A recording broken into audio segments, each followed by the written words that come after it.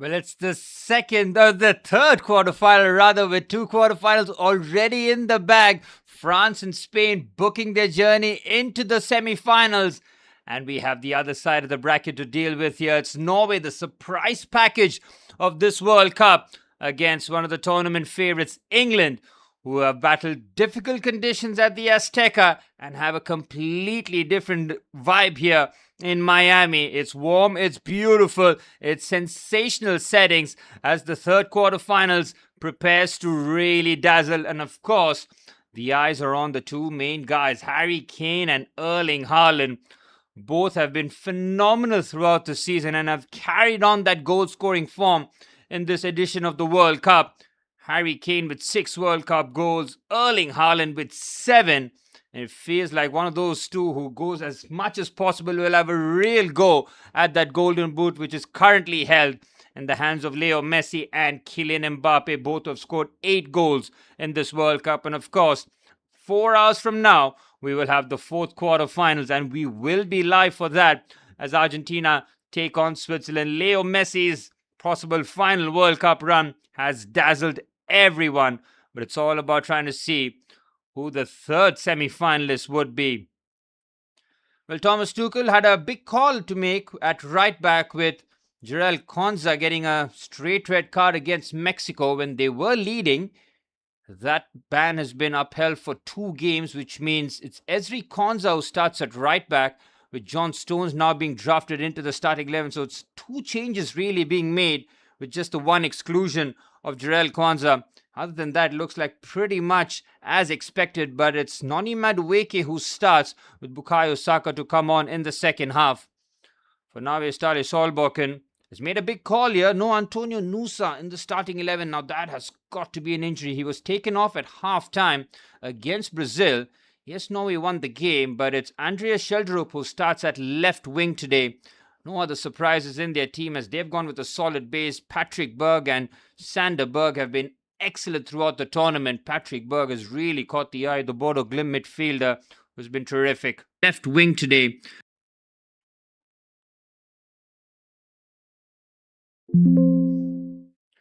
But it's the tale of the 2 strikers, but it's also going to be the tale of the 2 number 10s. They've had different World Cup campaigns. Martin Odegaard is a man who keeps things ticking for Norway. He's the one who sets their tempo. You'll see him in the number 10 position, but you'll also see him drop in between the 2 centre-halves to pick the ball and try and dictate from deep. I'm not the biggest fan of that, but that is Martin Odegaard. We've seen him do that for club and country.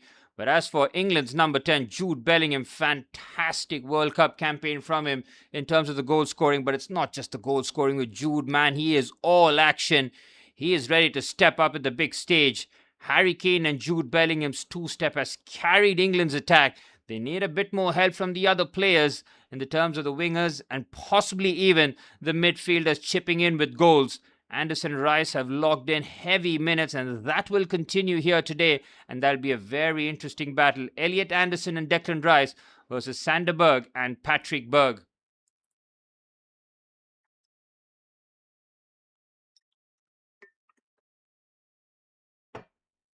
Well, Clement Turpin, the ref today, and the VAR ref from France as well. And this has all the makings of a really good game, man. Both teams very much capable of keeping possession, and that's been most impressed I've been with Norway. The way that they dominated the ball against Brazil in that second half was fantastic to see. Ørjan Nyland's man of the match performance, well, him alongside Erling Haaland really were fantastic in that game. Other than that, Moller Wolf keeps his place. Torbjørn Hegem, Christopher Ayer and Julian Ryerson, who really added some excellent work on the right-hand side. Sander Berg, Patrick Berg as the 2 midfield pivot, as Odegaard, Haaland, Sorloth, and of course Martin Odegaard as the 4 players. Schjelderup ahead of Antonio Nusa. It's got to be an injury. Otherwise, it's a brave tactical move.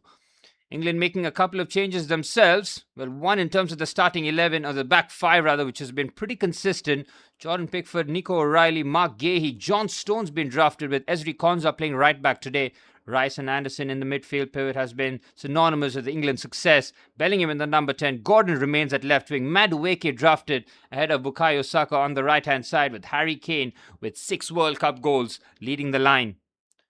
85 goals for England for Harry Kane in his 119 games for his country. For Erling Haaland, on the other hand, his goal ratio for his nation is wild, man. 54 games, 62 goals. And that's why he's on 7 World Cup goals. He is scoring some big, big goals. And of course, will be the focal point. Everybody from England is very much aware of Haaland's exploits since he joined the Premier League from Dortmund. He is absolutely on fire, man. There's one thing's for sure. He is going to score goals. Feed the big man and he will come up trumps. And that's what Norway will have to identify as quickly as possible. Harry Kane doesn't get to... you'll see both strikers really not getting too involved. Harry Kane might drop a bit deeper. Man, this news broke my heart. Jaden Adams, South African player. We saw him in the World Cup. I did a watch-along with him in the team playing. He's lost his life tragically. 25 years of age, man. Gone too soon. Never forgotten, and it's nice to see both quarterfinalists paying respects to a fellow professional. Rest in peace, Jaden Adams. Well, it's billed as Harry Kane versus Erling Haaland, but there's so much more to it. Both these sides have earned their way into the quarterfinals and are that much closer to getting their hands on the trophy. Yes, the path will be difficult with one side of the bracket seeing one of the two tournament favourites securing their spots with France and Spain. And now one of either Harry Kane or Erling Haaland's World Cup comes to an end here in possibly 90 minutes or more. Let's go, man. Let's have a great game of football. The Hard Rock Stadium in Miami playing host. We're 10 seconds away from kickoff, and let's have a fantastic game. Good evening, Manny. I'm absolutely pumped up here, man. Maybe it's the Miami settings. Maybe it's Erling Haaland versus Harry Kane, but we're ready, man. Fantastic saying. Let's have a great game. There's going to be a lot of interesting tactical battles. Both coaches have impressed.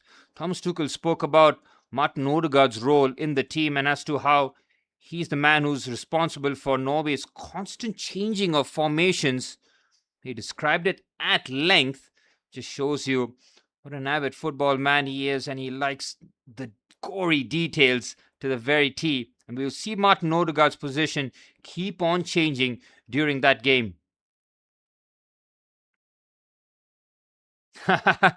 What's up, Gautam? We are all hoping for that Erling Haaland dagger, aren't we? Manny, you've got a clear English support. Well, me and Gautam, you never really cheered for England. And that won't start anytime soon. But as long as it's a great game of footy, I'm all here for it. Christopher Aya and Torbjorn Hegem. Those two centre-halves have been constant from England's point of view. There has been a bit of a change. Has there been any news on Antonio Nusa? He got dragged off after 45 minutes against Brazil. And he's dropped entirely here today. That is a big, big call. Andre Sheldrup, fair play. He's the one who put the ball into the box for Erling Haaland to score the opener. But Antonio Nusa, man, he does add something very, very special on that left-hand side for Norway. Maybe it's a second-half ploy. Elliot Anderson with a delicious switch to Noni Madueke now. Madueke having a run at David Moller-Wolf. Madueke on the outside. What is that? That is typical Noni Madueke, isn't it? Excellent in terms of his approach play. But the final ball, always curious. Well, he's got something that Bukayo Saka seems to have lost. It's the pace. Bukayo Saka, though, in terms of the output, final product, it's chalk and cheese. Yeah, Nusa probably had to go, but Andre Sheldrup, he's got something cooking on that left-hand side. He's a very intelligent winger. Yes, he's not got Nusa's raw attributes, but he plays to Haaland's strength.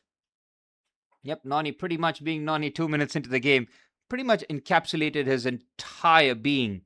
Fantastic in terms of acceleration and burst and how he can beat a fullback. As a fullback, you're almost like, yeah, he's going to beat me, so I don't really have to track back. It's all about how the left-sided centre-half deals with that situation. Here's Mark Gahey. Didn't play the first game, if I'm not mistaken. That was against Croatia, where John Stones started alongside Ezri Konza. Came on in the second half, and since then, Mark Gahey has been a permanent fixture. There's Madueke. Again, the right side of England, Konza and Madueke. If Norway have one area to target, it's that left-hand side for them and the right-hand side of England. They're very much capable of locking it down. Madueke didn't track the run in that Congo game, so Thomas Tuchel would have told him, you're in the team, but I expect you to track those runners. Don't take the liberty. Well, John Stones certainly improves England's ability to play out the back. Almost like a relief for Declan Rice and Elliot Anderson. I mean, they got popped off the park pretty much for 60 minutes of the game against Mexico. There's that quick fire Jude Bellingham brace did help their cause. It was Mexico who was popping the ball around them, and it was England doing all the chasing. Shocking seeing Kane trying to run the channels as a striker. We're not going to doubt Harry Kane anymore. He's got the pretty much clutch gene going on here. Can the English defense survive Haaland? Can I survive 90 minutes of Lee Dixon and Michael Owens on comms? Time will tell. That's why you tune into me. Sure. I mean, Michael Owen, I've never heard him on comms actually. Seen him as a pundit. His best take was comparing attackers to defenders, really. But other than that, Michael Owen's possible. Here's Harry Kane trying to play the deep line playmaker role with Jude Bellingham, of course, making the run. Here's Patrick Berg, who's been one excellent midfielder, man.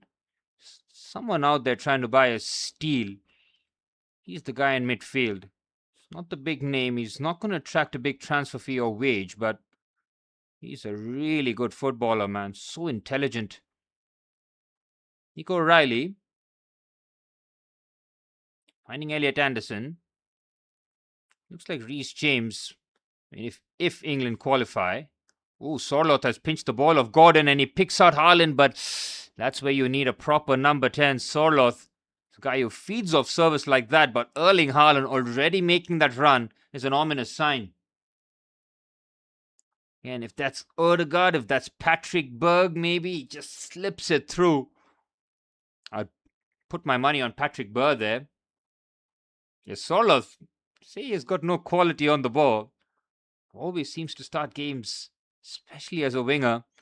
Stale Solbakken gave him a lot of heat in that second half against Brazil, but it worked out to perfection. It helps that he has Erling Haaland up front and he can score in a variety of ways. There's Declan Rice. John Stones finds his former Manchester City teammate in Mark Gahey. Norway trying to compress the pitch, trying to force England to play long here. Ball's in behind. Orion Nyland will have to play sweeper keeper. You can see him outside his 6-yard box here. Nice movement. England somehow work it down the left-hand side. O'Reilly finds Elliot Anderson. Anderson with a nice switch out to Noni Madueke. He's up against Moller Wolf and the offside flag raised. But Moller Wolf will be on his guard. Nice pass this by Elliot Anderson. I think Christopher Ayer might have been playing him on. Close call there, but Thomas Tuchel not happy with that. I don't mind that call with Madueke being starting and Bukayo Saka as a second half winger. Especially Thomas Tuchel expecting this game to be tight and maybe post that 60-minute mark, things might start to happen. This World Cup remains. Oh, Erling Haaland might fall kindly to him. He unselfishly puts it back into the area. I thought he should have just gone for the smack. Why not? Here's Jude Bellingham. Outstanding. What a technician he is, man. Supreme feet. He's an all-round footballer. Everything that you need. It's the reason why Real Madrid spent 100 million euros on him. You can say he's already delivered some part of that fees back. I'm going early, lads. Jude's going to win player of the tournament. Yes, above the French lads. He's your guy. If there's someone from the England team you want to really back, it's that guy. Jude Bellingham, phenomenal footballer, but can you have him above World Cup Mbappe? World Cup Mbappe has just got that air of invincibility about him. Hasn't lost in 90 minutes in the World Cup, man. That's a phenomenal stat. The only World Cup game he's lost is on pens in 2022. In the final where he scored a hat-trick. That is a wild World Cup CV to have. Here's Mark Gahey. Yeah, man, Jude Bellingham. I think he's the one that Norway will have to keep a very close watch on. Someone like Patrick Berg with his engine, chase him down, keep marking him all over the pitch if possible. Could switch out onto the left-hand side. Gordon having to keep that in play. Here's Alexander Sørloth with a bit of push and run down the right-hand side, trying to utilize his physicality over his dribbling ability, and Nico O'Reilly says, thank you very much. Here's Elliot Anderson. Pretty even feel to the game so far. Okay, Norway had that, don't want to say a half chance because the ball didn't land to Haaland, but if it lands to Haaland in that situation, it's a one-on-one. Alexander Sørloth trying to just thread that through the eye of the needle. Norway have come with zero press. They've come to play Viking haram ball. I think they're going to play this game in stages. They're going to keep things moving. I don't expect them to be like this, but I like this, man. They've compressed it so far up the pitch. They're forcing England to play over the top here, and that is not England's strength. Kane switches it to Noni Madueke. They've got Jude Bellingham who can keep making those runs, but how many times is Jude going to make that run actually? So I think this tactic really is good, man. They've compressed it so much. Look at this when England have the ball. Look how far the Norway centre halves are. I rate that. They're being aggressive without the ball. It's not. They know that England will probably have the better of them in that department, but now there's a way of controlling the game when you don't have possession too. I mean, Erling Haaland is the prime example of, touches, schmatches. Just give me a couple of them and I'll get you a goal. Here's O'Reilly on the left-hand side. It's up against Ryerson. Gets away from him with ease. Great challenge by Ayer. Oh, he slips it through onto the right-hand side. Here's Sørloth. Again, probably the best person you want to see from an England point of view carrying the ball on the right-hand side. Again, Sørloth is he's not even being like an inside winger. He's being a proper touchline winger utilized by Ståle Solbakken here. Very interesting considering he's a centre forward by trade. It's almost like when he has the ball, the England players don't really have to panic. There's Ryerson. He's someone who can really influence the game on the right-hand side. But 15 assists for Dortmund this season. Here's Christopher Ayer, Brentford centre-half, finding Martin Odegaard. We talked about how Martin Odegaard keeps changing that formation for Norway. Starts off deep, but in the end, we want to see him in that number 10 position, feeding Erling Haaland. Whole pub moved when Baldy was on screen. They might make me a 3 lines man. That is when you know the fans are class. Proper boo. I think we should start doing that as well. Going to see him for the rest of the World Cup at least. Gianni Infantino. The infamous. Hegem finds David Moller-Wolf. Just trying to feed that towards Sheldrup. And Norway have taken the early punch so far from England. Nothing much. Few light jabs have been parried away. Forgive the UFC puns. I'm slightly excited. It's Conor McGregor's return. And there's some juice left in the tank after the Argentina-Switzerland game might end up doing the main event if the timings don't clash. Did the UFC White House, that was a lot of fun. It was like a 3-hour stream, but it was loads of fun, man. So much entertainment. Gotta say, when they do it right, they do it right. Oh, Venus Williams in the house. How about that for royalty? Trailblazer. Here's Elliot Anderson.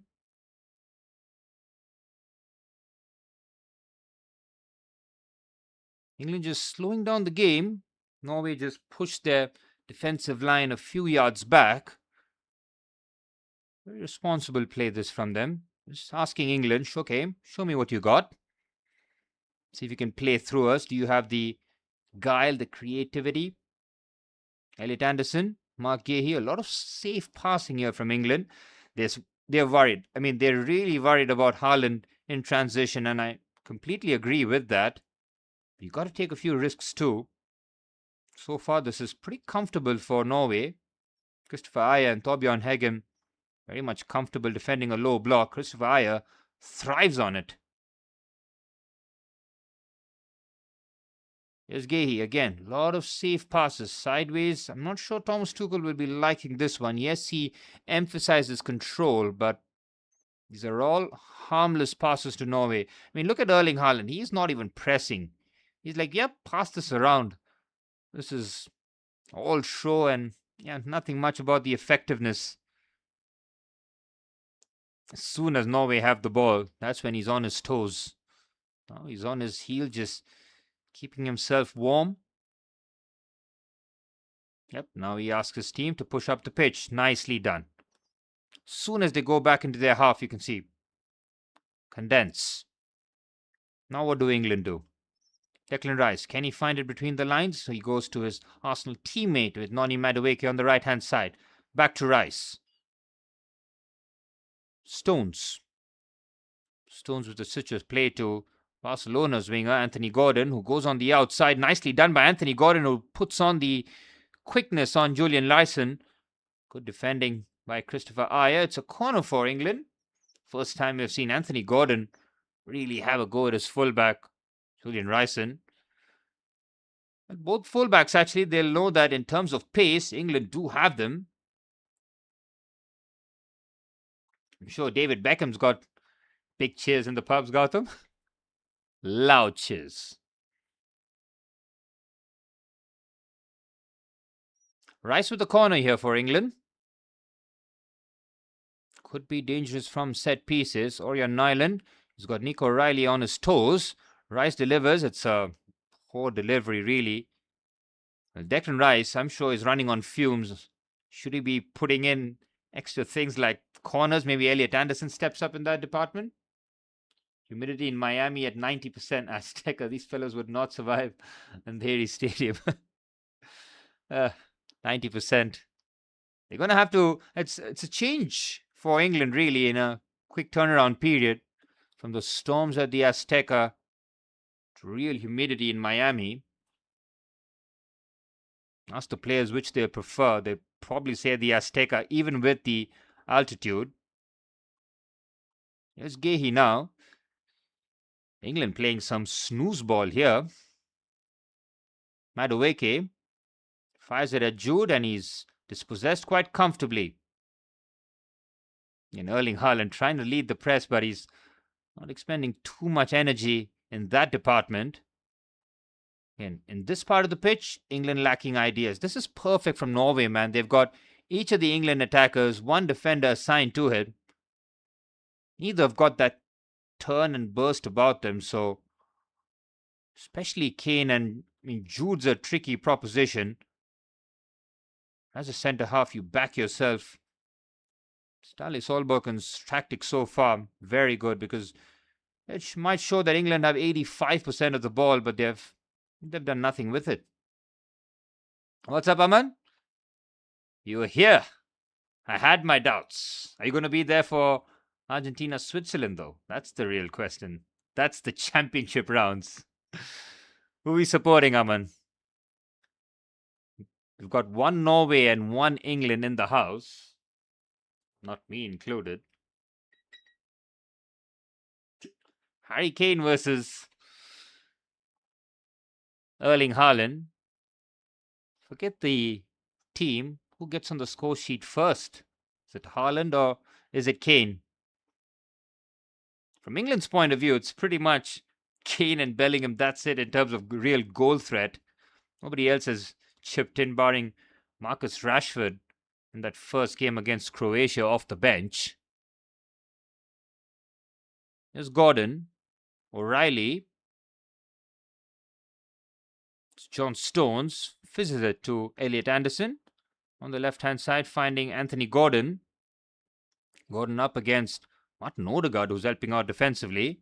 Elliot Anderson with the ball into the box. Jude Bellingham trying to just shape that header into the far corner. Not for a goal kick, but yep, the danger man. Just trying to get out of that space on that occasion. Let's have a look here.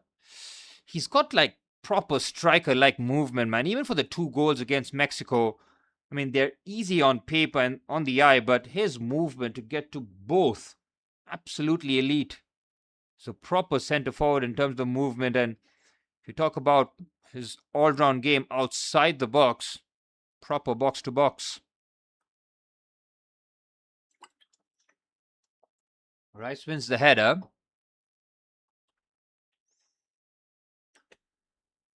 Not bad. Heading into the first hydration break.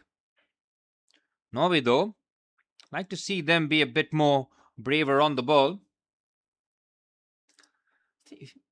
I agree. Oscar Bob on that right-hand side is a no-brainer, just like Antonio Nusa is on the left. But Stale Solbakken, they've given the ball away. Harry Kane looking for the reverse pass. Jude Bellingham, of course, made the run, but good bit of defending. But you look at it conversely, they've got Oscar Bob and Antonio Nusa assuming his fit on the bench and ready to come on in the second half. So that's real game-changing wingers. You compare that to Saka and Rashford potentially for England. Could cancel each other out in that department. Here's Madueke. Sean Stones to Mark Gahey. Well, he's not going to not start Alexander Sorloth, so might as well make peace with it. Even if it... Look at Erling Haaland. He's like, no pressing. Don't press. Stand still. Wait. He's seen this foolishness at club level too, so he knows. They've got 3 of the back 4 from Manchester City, and Erling Haaland, yep, just keep it. They don't have the Manchester City forwards.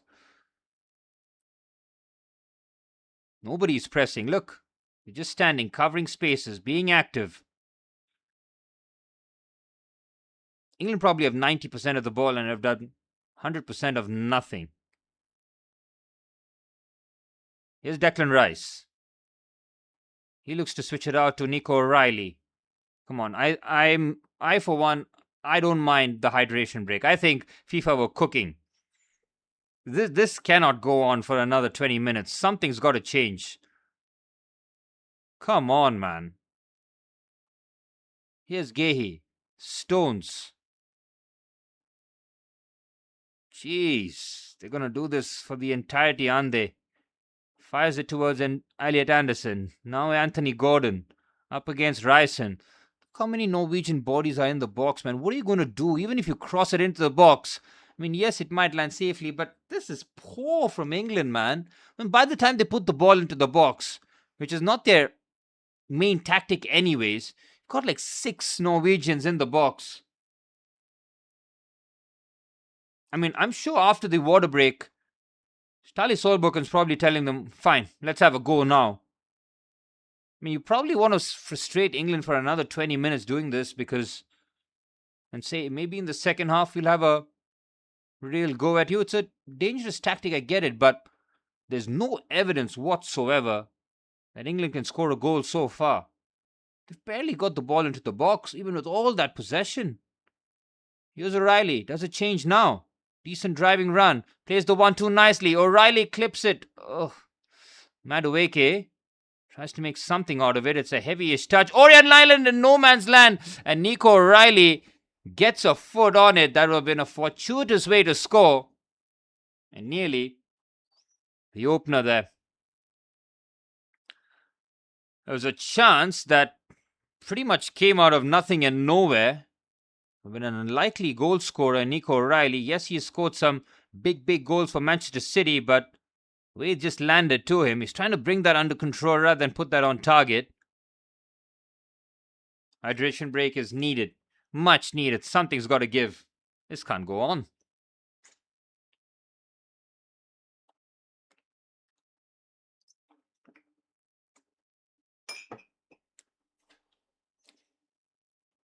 Well, Erling Haaland has not had a touch of the ball so far. Harry Kane's probably at 2 with his team having like 90% of the ball. I'm not sure which is worse. Man, England's midfield. I'm putting the possible scenario. Can you imagine them against Spain? They won't be able to keep the ball with the team that they have in there. It would really struggle. Maybe they don't face them and the French midfield is a bit more manageable in that department. France team comes with its own separate problems, but I think that semi-final, they met in the Nations League semi-finals, didn't they? Wasn't that in 24, 25? That was a crazy game. Spain were like 4-0 up. And that game ended up 5-4 to Spain. Few consolation goals, but it just shows you that France, even when they're not at their best, can blitz you away. Saw that against Morocco as well. Yes, they created plenty of chances in that first half, but in that second half, once the hour mark hit, 2 goals in 6 minutes. Thank you very much, Morocco.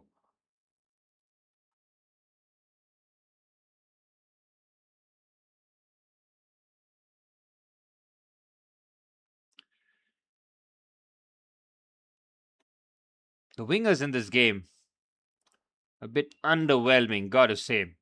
From Norway's point of view, you can understand they've gone with different profiles maybe. I never understand the Alexander Sorloth on right wing. I've just made my peace with it. It doesn't offer too much. And on the left-hand side, you've not gone with directness and pace with Antonio Nusa. So I hope to see those two in the second half, Nusa and Oscar Bob. And that will change Norway's ability to attack England down the wide areas. Thomas Tuchel would have said, well done keeping the ball. Now let's try and do something with it. Sprinklers on. Must be try pitch as Erling Haaland. One touch so far. Had one in the box that he tried to recycle rather than punt that on the volley. Got Erling Haaland on 7, Kane on 6, and Bellingham on 4. 3 sharpshooters.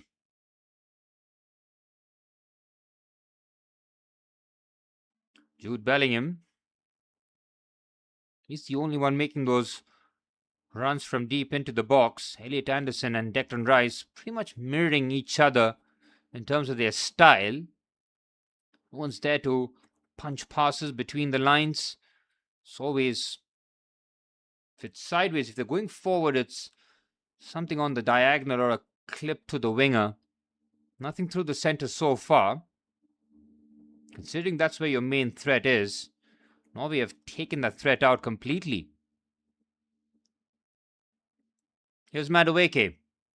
Immediately loses possession. Patrick Berg finds Martin Odegaard. Odegaard starting the attack from there. Haaland gets involved. Now you're seeing Norway with the ball for a bit. First time that a bit of possession. And they give it away. How about that? That's not a good sign. But they've not touched the ball for a long time. Jude Bellingham, what an outrageous turn that is. That could be a foul. Outside the box, Jude Bellingham catching Norway, sleeping there. Christopher Ayer making a rash challenge on Jude. Yep, Jude is too tricky there. Too tricky. Second game is also going to be like this. The Swiss Mads Mikkelsen is cooking up something nasty for us. Oh yeah, Switzerland. I hope Manzambi starts in that game, man, because without him, Switzerland look flat. But with Argentina, no game has been straightforward. This is a very good chance, Gautam. Brilliant possession. They've got proper strikers of the ball. Harry Kane will fancy this one. He's going to pull rank over Declan Rice. Noni Madueke certainly is a foil here because this is Harry Kane territory. Not known for scoring too many free kicks, but if there's ever a time to score a free kick in the World Cup, this would be it for Harry Kane. About 23, 22 yards out. Could size this one. Harry Kane over the crossbar. Cuts across it, hits it with pace. First real strike on Nyland's goal. Nothing really that would be troublesome. Okay, not the kind of technique you associate with free kicks because expect a bit of a run and I don't know. It's quite weird technique. It's almost like he was going to strike it like a strike from open play. Bit of a golf technique on it. Oh, what a carry. This is from Hegem. Onto the left-hand side. Now Norway can start off here. It's time for Norway to have a feel of the ball as a team. I mean, they've waited a good part of 20 minutes before having any sort of touches. Now they can try and play England on their own game here. Ødegaard.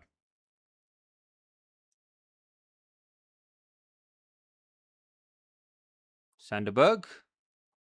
Hegem. Moller-Wolf. To Christopher Ayer. Ryson now. Yep, Norway will feel comfortable, man. They can do this against England as well. Again, the ball over the top to Haaland. That's the thing that Norway have that England don't. A centre forward who can spin in and run in towards space.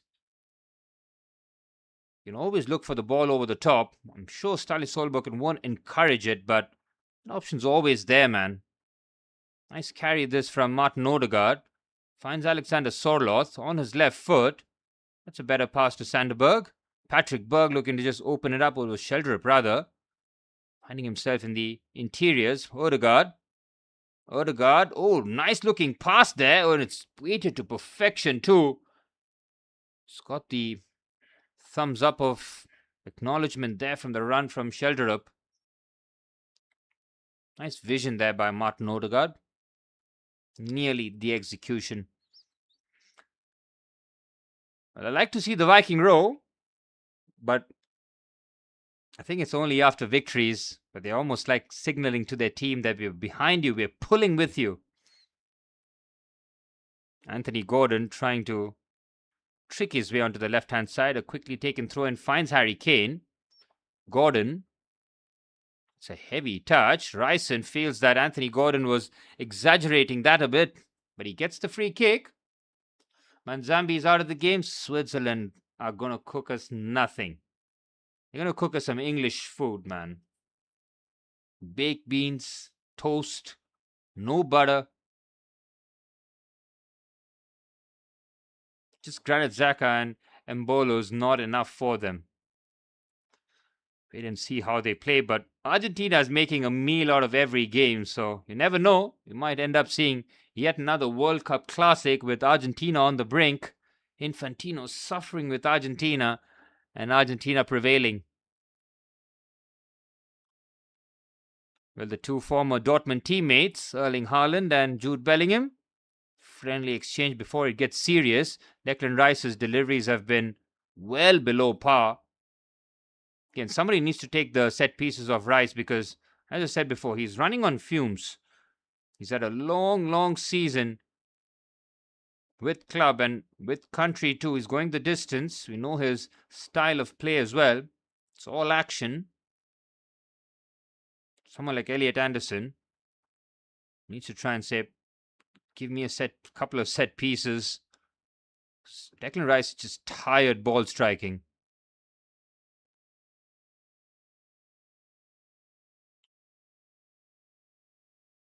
Here's Mark Gahey.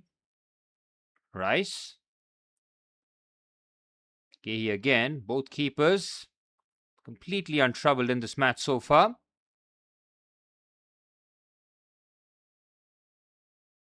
Jude Bellingham. What this game is... Oh, they're giving it away. Maybe Haaland could have snipped that through. John Stones. Woo! After all that possession, I mean, they've come close without coming close, but that's 2 moments if Haaland gets the ball. It could be 1-0 to Norway, man. That is almost half chance. Whose mistake was that? I mean, it looked like Stones, but Konza's pass didn't help either. I mean, that is some hectic play from England's point of view. Sorloth. That was very close. Again, England, all the possession. There's been those couple of moments where you just feel, oh, Norway could really profit here. Ayer finds Torbjørn Heggen. Patrick Berg, Bodo Glimt midfielder. Bodo Glimt play some of the most outstanding football in Europe. If you see them in the European stages, Europa League, Champions League, tune in and watch. But I think Chelsea and Strasbourg have nicked their manager to manage Strasbourg next season. Looks like that ex-Wolves coach, what is it, Gary O'Neill, he's been out. And Liam Rossinier has joined Paris FC, so fair play to Liam. Landing a decent enough gig away from the spotlight. Build up his managerial career again. Here's Ødegaard. Clever pass. Julian Ryson. Can't put this into the box. He does. Erling Haaland! Oh, it's straight at Jordan Pickford. That is the tactic. There you go. Absorb the pressure and cross it to the big man. Oh, Kane loses it. They're in real trouble now. Ødegaard, release. Release the ball. Oh, look at him. Ball hog, man. It's too late. It's Sheldrup now. Goes on the outside. Oh, they got the lead. And it's out of absolutely nothing. Sheldrup has given them the lead. Norway, out of absolutely nothing and nowhere, have taken the lead in Miami. How about that? They've absorbed all the pressure. And it's a goal out of nothing. Ødegaard carries Sheldrup on his shoulders. Are they going to pull this back for the foul on Harry Kane, though? I'm not getting too carried away, boys. We're thinking, is it going to be Kane or Haaland on the score sheet? Neither. It's Andreas Sheldrup. He's gotten the ball there. You can see that Patrick Berg is saying the ball has moved away. How the ball sneaks into the back of the net, I have no idea. That is wild. That caught everybody by surprise.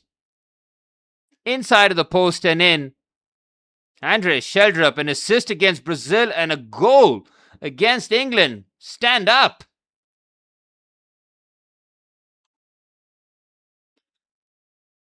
Well, England had to do it against Congo. That was much earlier in the match.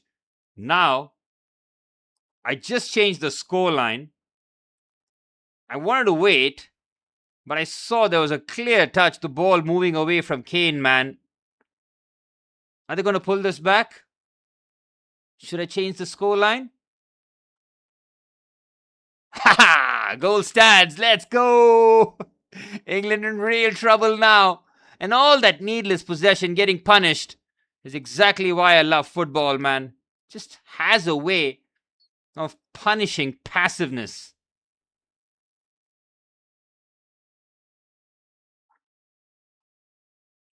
Oh, Kane with the flick-on header. Oh, now Kane wants to get involved.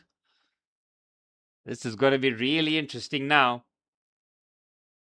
Thomas Tuchel, he can have no complaints. He would have looked at that first half performance and said, yeah, you guys deserve that. You absolutely deserve that one. Ooh, that was a big call because Alexander Sorloth, he rides the challenge of Nico O'Reilly, who has jumped. He's having a look. It's a slight arm across. Yeah, the goal's given, no doubt about that.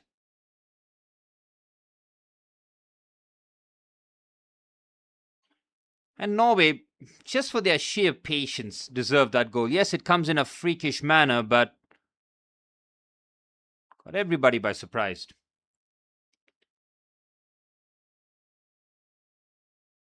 Here's Noni Madueke. Tries to bring that under control. Hall of Shame performance by both wingers, really.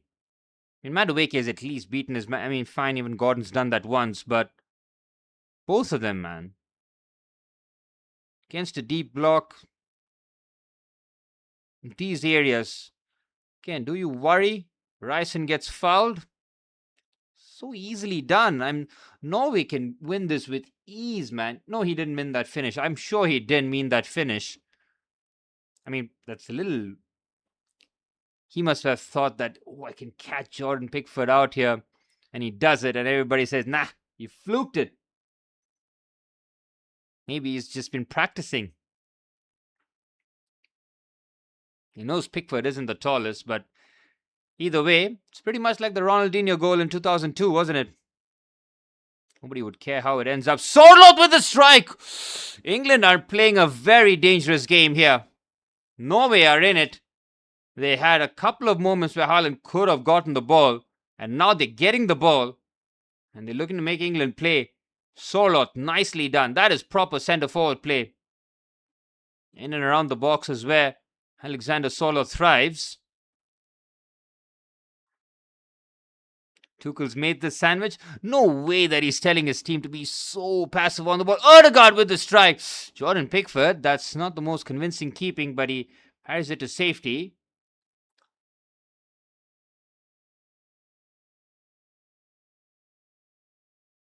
But I agree. Thomas Tuchel needs to demand more from his team in terms of how they play here. There's been nothing through the centres, nothing through the wings. What are you even watching from an England point of view? I mean, sure, they'll win because they've got Kane and Bellingham, but that can't be the tactic, man. I mean, defensively, fine. There's a goal that comes out of Norway, but Erling Haaland had a header just before that.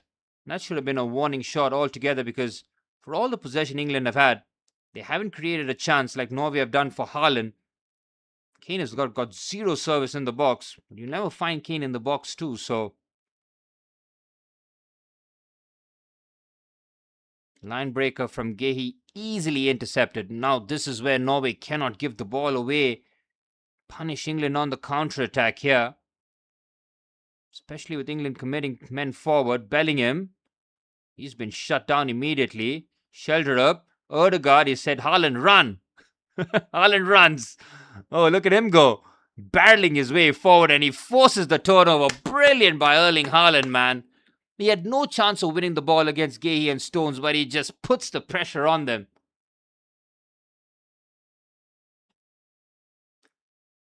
How many England games do you want to see, man? This is Tuchel now. To be fair, I don't watch too many England games, just this World Cup. Yes, they have struggled. And yes, they have kind of overvalued that Azteca win against Mexico. Yes, it was done in trying circumstances, but how's that a foul? Ryson has every reason to be upset there. I'm sure FIFA would love the top 4 seeds, the top 4 ranked teams to be in the semi-finals. One side of the bracket has handled their business. France and Spain. Norway trying to act as the spanner in the works. The dangerous thing for England is Norway are 1-0 up and Erling Haaland hasn't scored yet. Here's Anderson. Okay, let's see a bit of urgency from England's play now. Look, if England don't test Nyland once before half-time, I'm calling it. This is game over. They have to at least test him. There's about, 3.5? 3 plus stoppage time, say about 8 minutes. Surely they have to test Nyland once in goal. Shot from distance, I'll give them that. Here's Anderson. Stones. Konsa. Back to Stones. Back to Gehi. Oh my gosh. Better from Gehi though, but it's backwards. Oh, should pinch it. Norway are getting close, man. And because England are playing such tepid football, I'm going to start actively rooting for Norway now. Decent pass. Well, I would love to believe in Tuchel, Manny, but Tuchel just believes in Kane and Bellingham's two-step here. This is a chance here for Norway. Come on, Sorloth. Find Haaland. It's Alexander Sorloth. He delays the pass. Sorloth, oh, what are you doing? Sorloth with the strike. Pass it to Haaland, man. You are not that guy. Pass it to the guy. Oh, that is terrible. Again, out of absolutely nowhere. England are caught on the break. I'm telling you guys, this is Norway's game, man. Without doing too much going forward, they've had some moments in this match. Look at Gordon struggling on the left-hand side, but he bursts through. Shifts it to Madueke on the right. Here's Madueke up against Moller-Wolf. Ball into the box. It's cleared away by Hegem. Corner for England. How do you not pass to Haaland there, man? Mick Jagger in the house in Miami. Still partying, still going strong. You have to find Haaland, dude. Oh my word. If I'm Haaland, I'm throwing hands. I'm throwing hands at half time. You give me the ball. And he's made the run too. Maybe he sees his first pass being intercepted early on in the first half, and that's why he doesn't have the confidence to pass. But come on. I'm trying to give him the benefit of the doubt. I cannot do it. Rice with the corner. England desperate for an equalizer before half-time. Rice delivers. Again, Rice's delivery, something's got to change, man. He's not able to strike the ball with that kind of power. Somebody take it off him. And it goes out for an off. Oh, just England, just go away, man. Yeah, if I'm Haaland, I'm throwing hands. I'm sorry, but he's going to come out with that black eye. You pass me the ball. Let us get the second and third, and then maybe you start shooting. That was never the foul by Patrick Berg. He wins it so clean. And look at Kane holding his hamstring. The other hamstring, mind you. Just have a look. Maybe my vision is playing tricks on me, but he gets fouled by Patrick Berg, and he holds his other hamstring. Nope.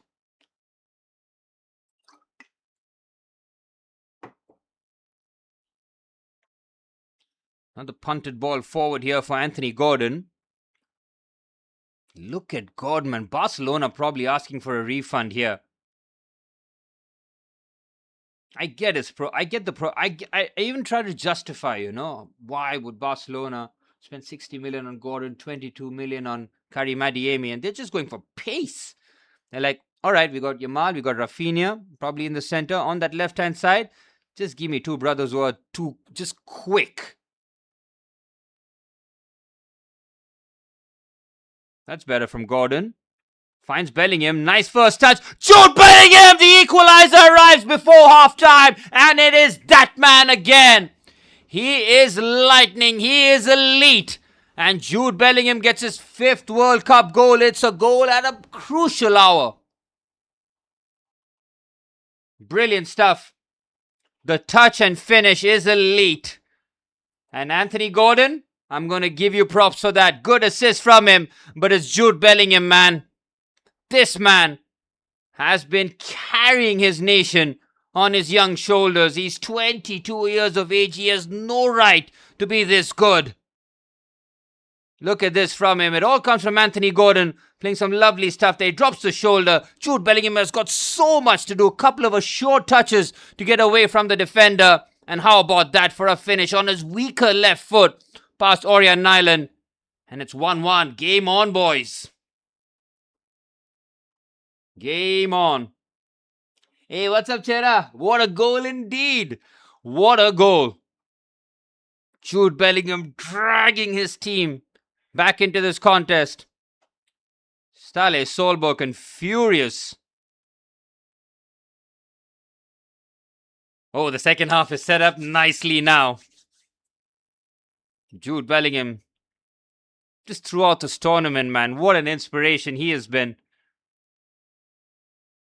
Total package footballer, just brilliant stuff. Now Bellingham with the carry. He's trying to influence the game in every which way. Nearly sneaks it through to Gordon. Here's Kane with the loose ball. Harry Kane! Good save by Nyland. Look at Jude again attacking the box, waiting, hoping for some sort of spillage. A la Sene Lomans from last night. Jude Bellingham, man. Outstanding. Was that 11 goals for England now? 5 of them in this World Cup. Is that the Michael Jackson glove, Cheddar? I'm not sure. Gotta help me on my emoji game isn't too strong. But if it's just the wave. Got a goal and another shot on goal before halftime, so guess not calling it yet. Exactly. See, they've ticked those spots. In fact, if they didn't test Nyland, I even said give it a shot from outside the box. They've ticked both boxes. A goal and a shot from outside the box mean that England are well and truly alive now. Rice.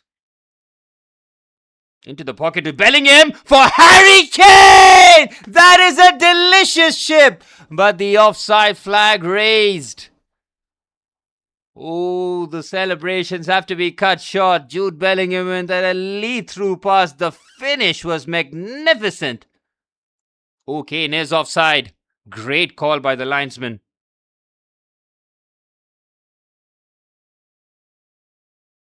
Ooh, Norway now. It looked like it was England on the ropes. But the game has just flipped in first half. Oh, what a game we've got on our hands now. Great finish by Harry Kane though. Jude Bellingham storms down the tunnel. He's motivated. He's ready. And after Andrea Sheldrop's first half goal, which caught us all by surprise, gave them the lead, Jude Bellingham, about 9 minutes later, with a critical equalizer. And it's 1-1 at Miami, where the game was putting us to sleep to begin with, but it's come to life in the last 10. And now, are we throwing punches at Alexander Sorloth if you're Erling Haaland? I was throwing punches at 1-0. At 1-1, there's... you got to catch him by the collar at least. You got to pin him.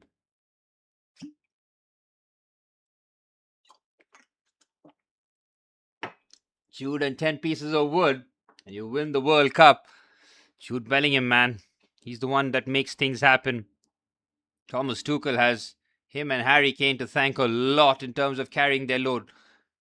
It's only Rashford, right? The only other goal scorer for England other than Kane and Bellingham in this tournament. I mean, I get that Erling Haaland has scored half his team goals. But that two-step for England has come up trumps again. Finished by Harry Kane. That was elite too. Close, but man, oh man, could that have been a huge turnaround before the halftime break? But thankfully, the game has come to life, guys. I mean, it's 3:20 a.m. in India. And if we have a boring game, just drags on for 90 plus 30. Just with these teams. But thankfully, they're woken up. And now, I'm well and truly awake. Now it's difficult to call because it looked like England had no threat whatsoever. Yes, they've been more of a second half team in this tournament, but it looked like Norway had everything well controlled. Morgan Rogers should start ahead of Jude Bellingham was a legit popular opinion coming into this tournament, says Gautam. Yeah, man. I mean, the English press, yeah, they have no idea. Just no clue, do they? I get it. Morgan Rogers, terrific season for Aston Villa. But come on, man. There are levels to this game. And Jude Bellingham showing us levels. Morgan Rogers, terrific. He's easily going to be a £100 million player in the Premier League. Somebody's going to spend that kind of cash on him. But Jude Bellingham, yeah, he is the original £100 million player for England, man. Did he move first? Yeah. Before Harry Kane moved to Bayern? I think he was. Got Jude Bellingham, Declan Rice, Elliot Anderson, Harry Kane, all in excess of 100 million. And it's Jude Bellingham so far with the S on his chest. Great stuff though. It'll be exciting to see how the second half pans out. Any predictions, guys? Any sort of leaning towards one side of the team? As I said, Norway were 1-0 up with Erling Haaland not have gotten a proper chance. Game's not done unless Erling Haaland has a goal. That's going to happen in the second half. Maybe a consolation goal, maybe the winner. No clue. But Erling Haaland is scoring. England have to be almost resigned to that fact. Alexander Sorloth, you're going to hook him, right? After that first half performance. That's the thing for, like, if England bring on Rashford or Saka, let's say they bring on Saka on the right hand side for Madueke, which is the obvious move. Yes, their play improves. They keep the ball better in the final third, and Saka's creativity can unlock Jude Bellingham and Harry Kane on that right hand side. But if you look at the improvements that Norway can have if they change their two wingers, fine Sheldrup stays because he scores, but put either Antonio Nusa or Oscar Bob on that right hand side. Oscar Bob finds that through pass. Let me tell you, it was his pass to Patrick Berg against Cote d'Ivoire when they won, right? 2-1 when Haaland scored in the 85th minute.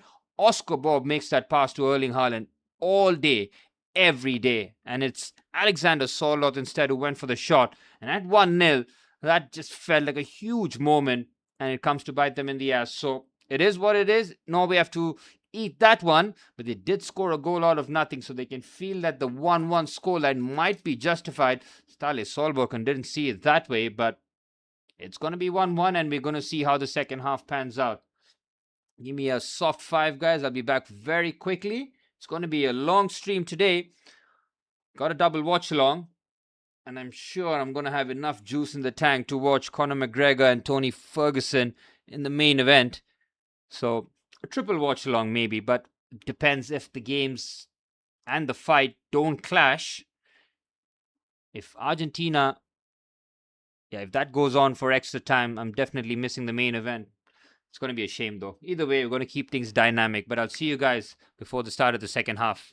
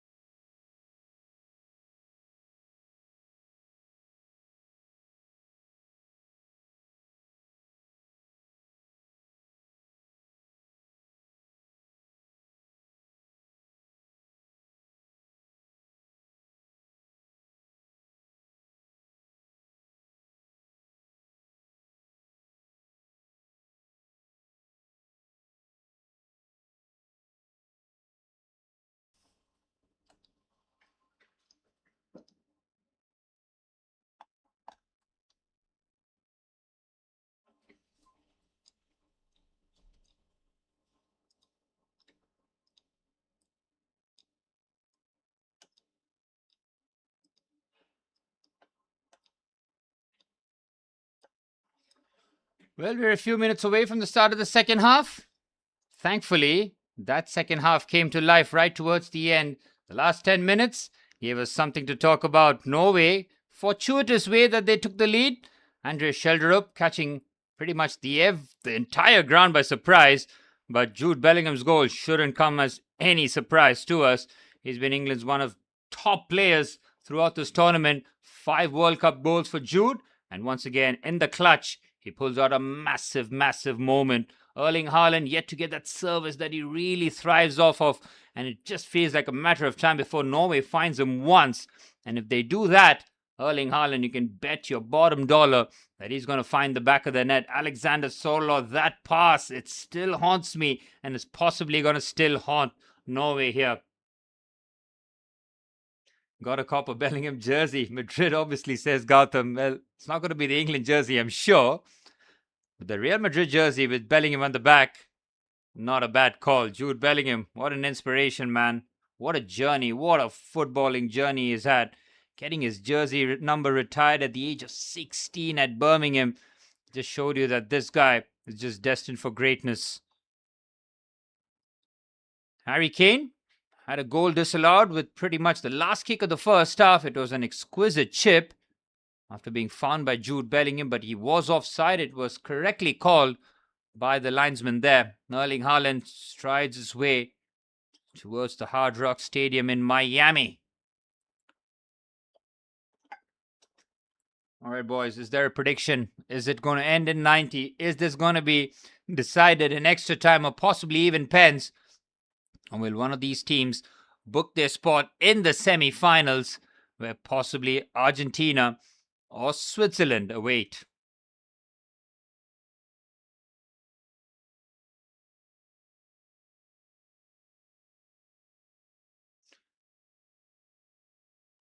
Well, Thomas Tuchel, his halftime team talk, if not for the Jude Bellingham goal, would have been extremely stern. Oh, but he's going to make a change here. I rate this from Thomas Tuchel. He's seeing that his side are struggling in terms of that offensive push, and he's making a double change. I rate this from Thomas Tuchel. We don't really see too many halftime changes from him, and he's getting Saka and Eberiche Eze on here. Declan Rice has come off. Yep, it was clear as day, man. He could not continue, which means Jude Bellingham drops into the pivot alongside Elliot Anderson. And Eberiche Eze as the number 10. Big call there by Thomas Tuchel. I get the Saka for Madueke decision, but to move Jude from the number 10 position is a huge gamble from Thomas Tuchel. Yes, Jude Bellingham can affect the game anywhere on the pitch, but do you want to take him from where he's so dangerous? I'm not really sure, but he's made the decision here, Tuchel, and the players are ready for the start of the second half.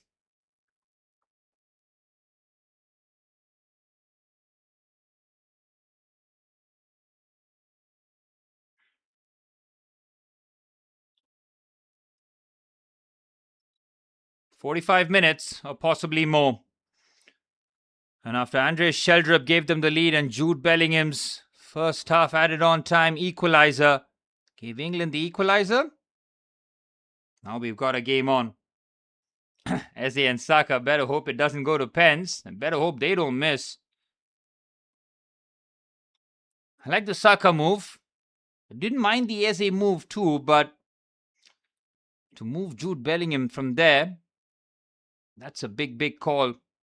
Probably they're just going to go with Elliot Anderson in the base of the midfield and Jude Bellingham and Eberiche Eze as the 2 number 8s or 2 number 10s, depending on the positions they take.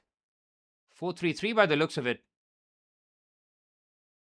Here's Anthony Gordon. Good touch away from Julian Ryson.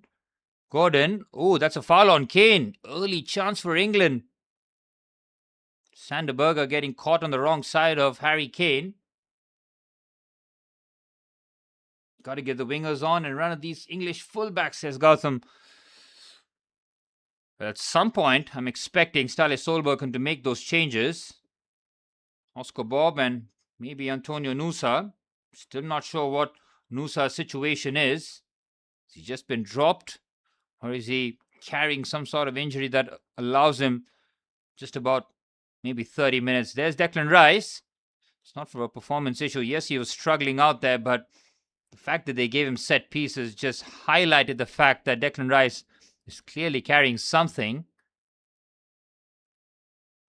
Harry Kane took the first free kick. That was from a dangerous enough position. Eberechi Eze has just been introduced here. Trying to blow off the roof of the stadium here. Kane still might take precedence here. Might look to pull rank, but he stepped away. It's going to be Eberechi Eze. What a way to introduce yourself to this game here. Eberechi Eze strikes his own player. I think it comes off Anthony Gordon. Set pieces from England have been lackluster, to say the very least.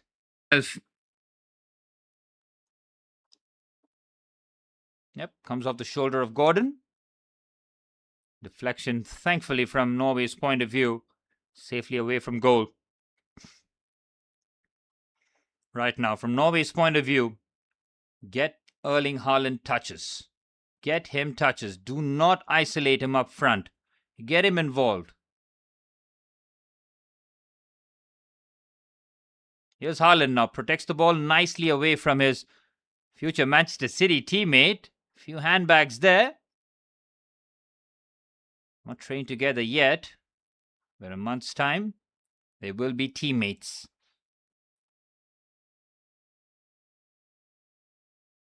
It's Christopher Ayer.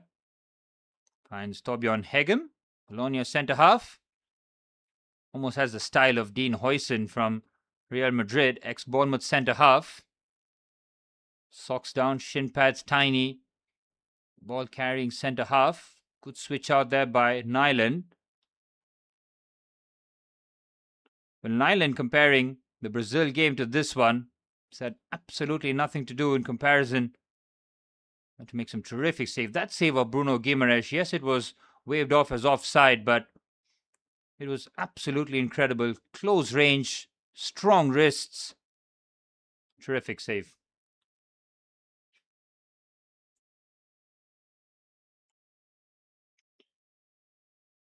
Here's Hegem. Onto the left-hand side. Mauler Wolf trying to get away from Bukayo Saka. Out for a goal kick. Mauler Wolf convinced that that should have been a corner. Bukayo Saka tracking the run nicely on that occasion. Saka, who got the assist for England's first goal. Nice clip ball into the box for Jude Bellingham and the fast stick.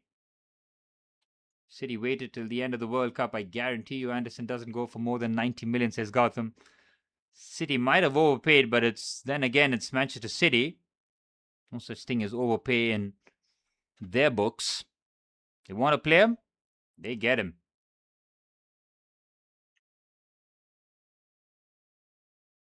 Long ball forward for Erling Haaland. Jordan Pickford with a comfortable grasp. And a nice release too. Nicely done there by Jordan Pickford. Jude Bellingham, outstanding close control from the goal scorer. And then he switches it immaculately. Well, not quite immaculately onto the right-hand side, but he does find Bukayo Saka. Jude Bellingham in full flow now. Henderson finds Konza. Saka. Back to Anderson. England back with their patient route. I assure you this wouldn't be the case if Jude Bellingham doesn't get the equalizer before half-time. Here's Anthony Gordon. Nico O'Reilly continuing his run on the left-hand side. He's been double-teamed and they lose the ball, and now Sorloth has it.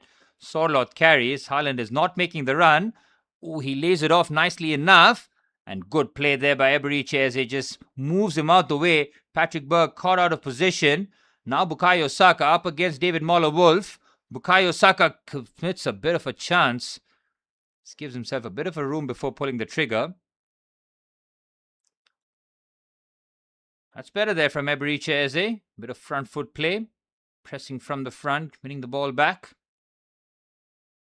Christopher Ayer finds Torbjorn Hegem.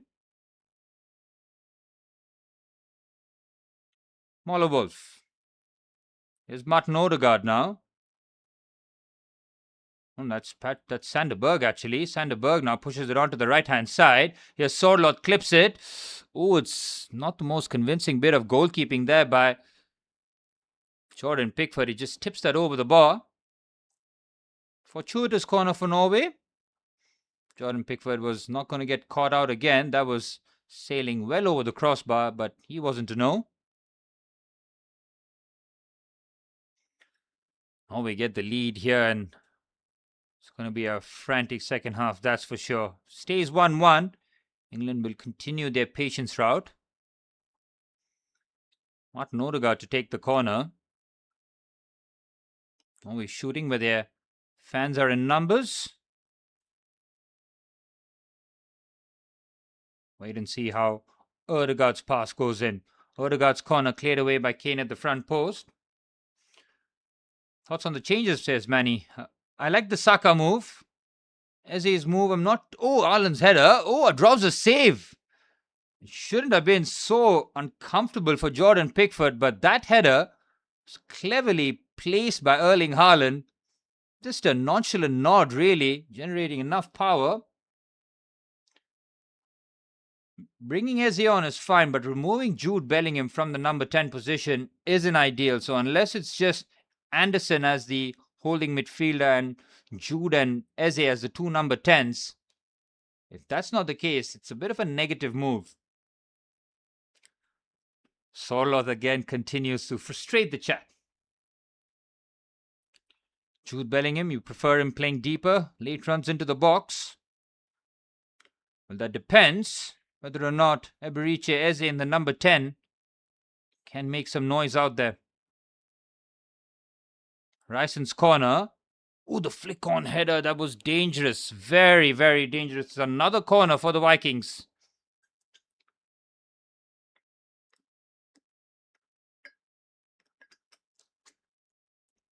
Oh, bit of a half chance there. John Stones. The flick-on header.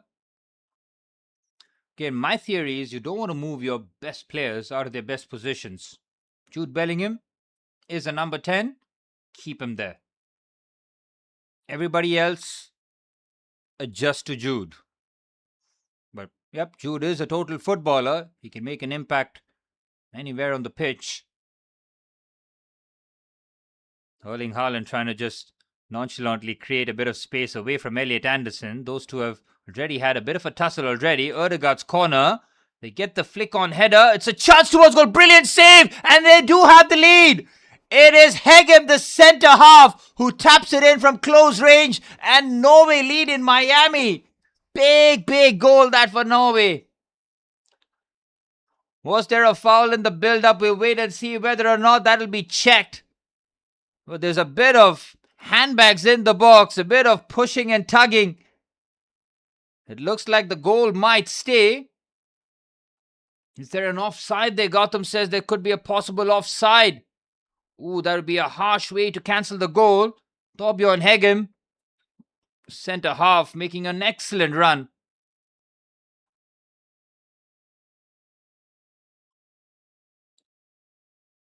Is the goal going to stand, guys? Is it going to stand?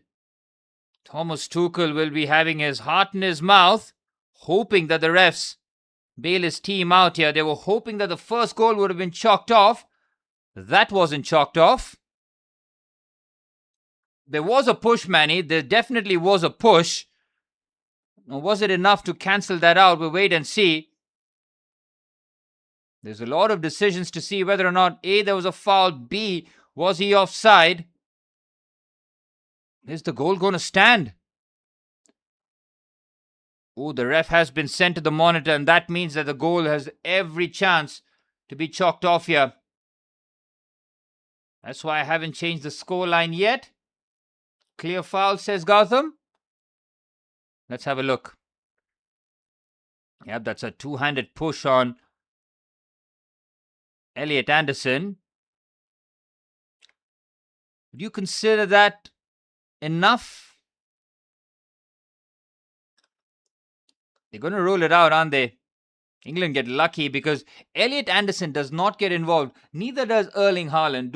Does Erling Haaland get the first header? Does he get the flick-on header? If he does, you say fair enough. He has done something unfair to gain an advantage. But if he's not involved in the flick on, I'm not sure, man. They're going to chalk this one off. England catch life. Erling Haaland with a needless two-handed shove on Elliot Anderson. And he costs his side a goal. Corner will be retaken too. Huge blow that for Norway. England catch life. Again, who gets the flick on header here? Is it Haaland? If Haaland gets the flick on header, I understand the goal not being chalked off here.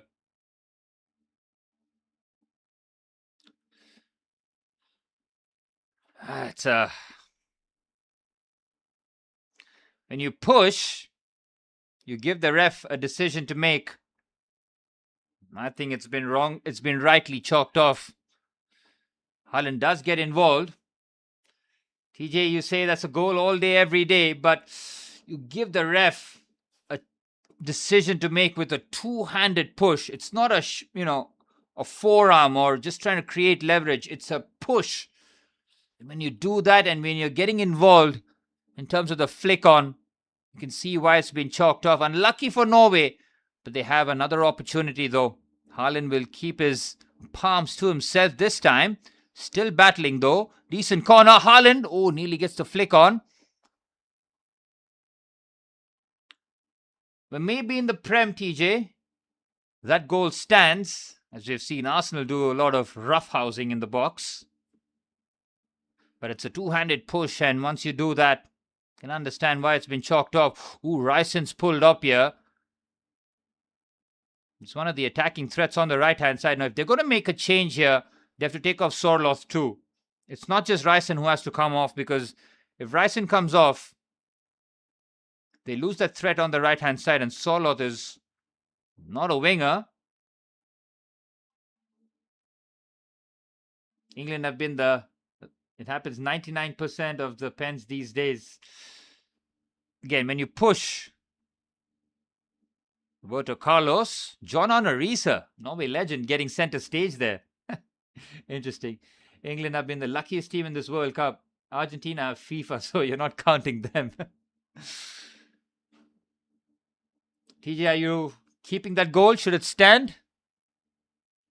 We're all secretly rooting against England. You guys maybe not so secretly, but unfortunately for Julian Ryson, possibly his World Cup comes to an end here. There's headlocks in corners these days in the Premier League because the Premier League refs.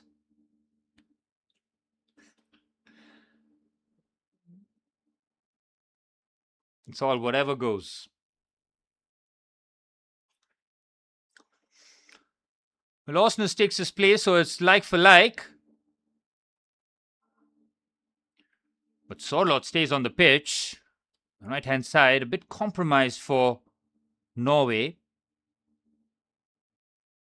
England's right-hand side now looking a lot more potent, I think, with Bukayo Saka. Noni Madueke is 45 minutes.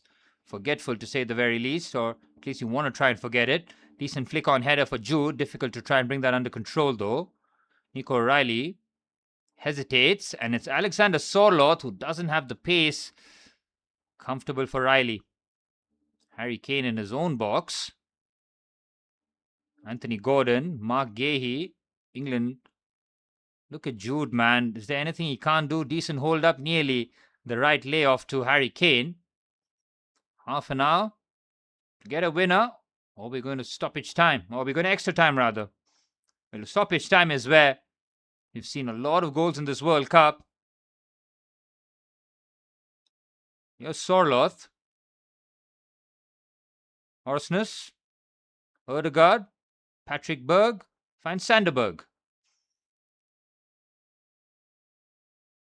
Sanderberg now. Back to his midfield partner in Martin Ødegaard. Ødegaard now. Again, how many times has Martin Ødegaard, as your number 10, found Erling Haaland? You want to see that connection. You want to see your number 10 feed the number 9. Haven't seen that from Ødegaard yet. It's probably because he's picking up the ball from the two centre halves and faffing about in midfield.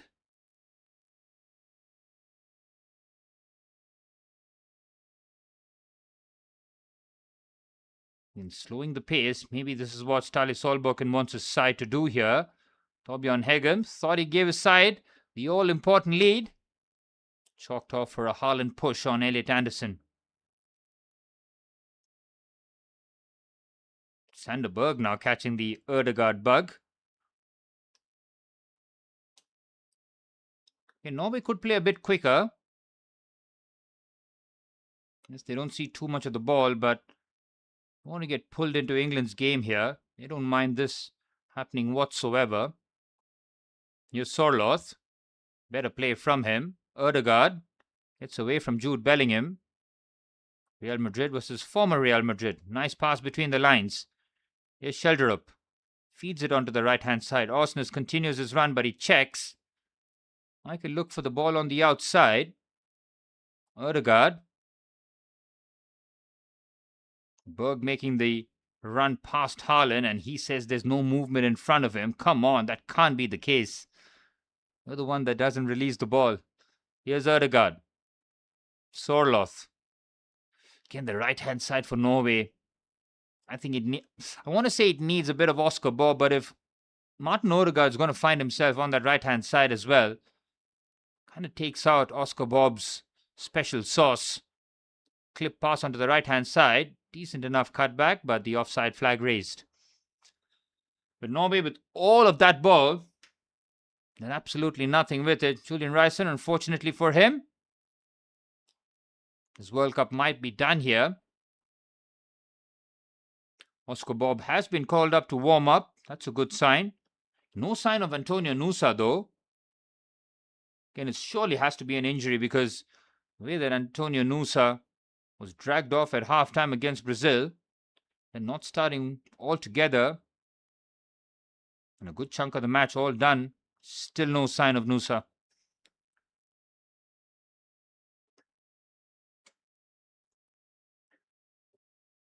England haven't troubled Orion Nyland in the second half. 2 disallowed goals in this match. One of Kane and one of Hegem. Both right calls, in my opinion. No doubt about the Harry Kane offside. TJ, you watching the Argentina-Switzerland game? Hopefully that's not a dud. You want a good game. 6:30 a.m. India time. Pulling an all-nighter. Cannot afford the game to be a drab. With Argentina in there, they often produce absolutely wild games of football. Have no business being that close. Oh, decent pass there for Anthony Gordon. Can't keep that in play, out for a goal kick. The golden age for the right wingers globally. Norway have stuck to Sorloth. Hitler rolling in is great. Oscar Bob has to come on here. Oh, Ricky Kaká, Alessandro Del Piero, Cafu, Cesc Fabregas, and Arsene Wenger with original Ronaldo Fenomeno all there. Now that's a proper box. Oh, 11 a.m. is an early glug DJ. Sunday morning. Beautiful. Yeah, what's up, Chada and TJ? Having a little bit of a chat here. Chada, is your plan going to mirror TJ's? TJ has made his 11 a.m. plans crystal clear. May start with a glug glug, TJ. Might end with a clink clink. Here's Mola Wolves for the throw-in. Kayo Saka gets dispossessed by Andre Sheldrup. Decent touch there by Elliot Anderson. Now Anthony Gordon onto that left-hand side. Gordon drives. Couple of oh, nice little play there by Gordon. Clips it into the box. Harry Kane the target. It's Harry Kane. Can't get a shot away. Good play. Patrick Berg tracking the run of Harry Kane. Just boots it forward for Haaland to chase. Good play. Jordan Pickford. Calm under pressure. Not easy being calm when you have a 6'5" Viking monster running at you.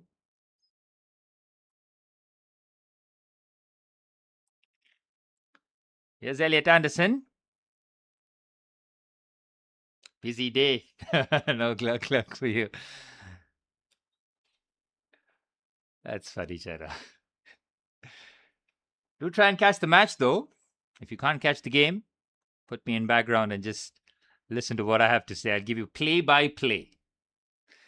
Here's Saka. And there he is, Antonio Nusa. No injury, just minutes restrictions by the looks of it. And Antonio Nusa, well, Alexander Sorloth needs to be hauled off the pitch. Now, Nusa is a left winger. Yep, that's the decision. Looks like it's going to be Oscar Bob and Antonio Nusa both coming on. This is the right move here by Ståle Solbakken. Change in the wings. Sheldrup, who got the opener for his team, will feel slightly undone by the decision, but slightly fortuitous. He would say he planned it, he envisioned it, he visualized it, and he executed it in Miami. You can see Ståle Solbakken just puts in a sympathetic arm around Andre Sheldrup, saying this is bigger than you.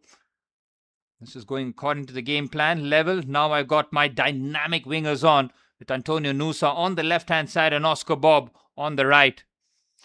England made a double change at half-time. Have you seen enough of Eberechi Eze in the number 10 position? Probably not. Jude Bellingham's gone a bit missing in the middle of the park. Bukayo Saka has been involved in a few bit of play, but nothing really of note. I feel that Norway have made the right changes at the right time. Again, still no service for Erling Haaland. That still has to be the priority now, with 20 minutes plus stoppage time remaining. Give him a chance, one chance on his left foot. Even a header will do. He'll make something out of it, but give him a chance on his left foot. Martin Odegaard, I'm looking at you. Can you slip in one pass for the main man? Oscar Bob on the right-hand side. Antonio Nusa on the left. This is enough to work with. Does Thomas Tuchel make a change? Not really sure. He's got his mainstays on the pitch. Kane, Bellingham, no chance they're coming off. Elliot Anderson, pretty much the only one holding the midfield together. Fullbacks, no Reece James. Maybe Jet Spence comes on for Ezri Konza. Gotham's getting the PTSD of the whistle miss in the Congo game. That's the one that was surely going to break England's back, man. Fortunately, the post came to their rescue. TJ, you're saying the Haaland heartbreaker is coming. We're all expecting it. We're all waiting for it, man. Just one of these guys. Get serious and find him. Antonio Nusa, enigmatic winger on the left-hand side. Oscar Bob can drop the shoulder, find the clever pass. Martin Odegaard, get your ass in that number 10 position now. No more wandering about. Sanderberg and Patrick Berg have to tell him, just go there. We got this. Don't bother picking the ball off the two centre halves. Don't bother slowing the play down. Get between the lines and make things happen. England quite drab in the second half though. Again, do you take Jude Bellingham out of his best position? That was my concern. And it looks like it materializes. Oh my God, Thomas Tuchel, you're a criminal. You are bringing on Reece James. You absolute criminal. No. Reece James, fresh off a hamstring injury. He's coming on. Thomas Tuchel, man. He's going to send Reece James back with nothing in the hamstring department. I mean, it's a game changer for England, but come on. They penciled him in for the semi-finals, and he's coming on with about 20, maybe even extra time. Thomas Tuchel, man, his love for Reece James is going to kill him.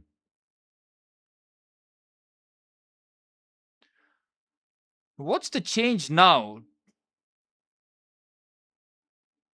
I want to see. It was Reece James for Anthony Gordon. It's not a like-for-like change with Marcus Rashford coming on. He's a criminal, Aman. Man. We've already seen a Reece James injury. And he brings him on here.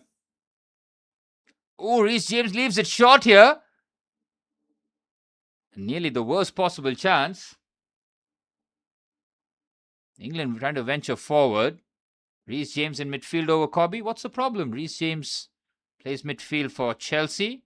He dropped absolute masterclasses last season against Arsenal and Manchester City. Rodri and Declan Rice were both playing in that game, mind you. But I don't want to see Reece James on the pitch, man. And it's not a quality thing. It's just a health scare. At least he's not playing him as a right back. So what's the move here? Eze moves to left wing. Eze has been completely lost in this game. You're good with it? Up hierarchy samjhe, sir. Reece James. It's gonna be my headache for sure from next season on. Hobby Menu though, no minutes in the World Cup. Did he play against Panama? That's the only England game that I didn't watch. Ooh, Nyland gives the ball away, but Saka can't bring that under control. Again, Odegaard, get up the pitch. So frustrating, man. He's the only number 10 who prefers being between his two centre-halves than between the lines. Reece James finds Ezri Konsa. Eze moves to goalie. Eze has been lost, man, in this game. Here's Reece James now, into the half space. Cleared away quite comfortably. Erling Haaland muscles his way, and now Norway have the ball. Chance for the counter-attack. Here's Asmus. Very good carry by the substitute right back. Cross it in. He doesn't decide to do so. It's Oscar Bob. What a great carry. It's Oscar Bob. Drops the shoulder. Very good defending. Nico O'Reilly. Excellent stuff there. Manchester City and ex-Manchester City on display there. Nico O'Reilly almost anticipating what Oscar Bob was going to do on the outside there. Ooh, chance, man. Chance, half chance for Norway. Oscar Bob's touch into the box just created this ocean of space. Can't make anything of it though. If this is going to extra time, no break for me. And it's going to be double watch-alongs back-to-back. Thank you very much, England. Nusa, decent ball in. Cleared away by Gehi, but not too far away. Here's Oscar Bob. Erling Haaland, edge of the box. Clips it into the box here for Berg. Good header by Konsa. Nusa picks it out at the edge of the box. Antonio Nusa plays the 1-2 with Odegaard. Nusa tries to go on the inside of Konsa. Good defending corner for Norway. It's Norway now cranking up the pressure. England in the second half have gone missing. Collectively missing. Bit of England and Chelsea royalty. Ashley Cole and John Terry in the house. Thomas Tuchel cutting a worried figure. This second half cannot fill him with any confidence. Again, Erling Haaland yet to get a chance. Harry Kane has been completely anonymous in the second half. Berg will take this corner. Near post flick on header. We saw England concede from a corner but was chalked off after Erling Haaland's two-handed push on Elliot Anderson. Torbjorn Hegem ended up scoring at the far stick. Same corner routine, I assume. Christopher Ayer being man-marked by Reece James. Premier League battle happening. There's Berg's corner. Pickford punches. It's Arsenis.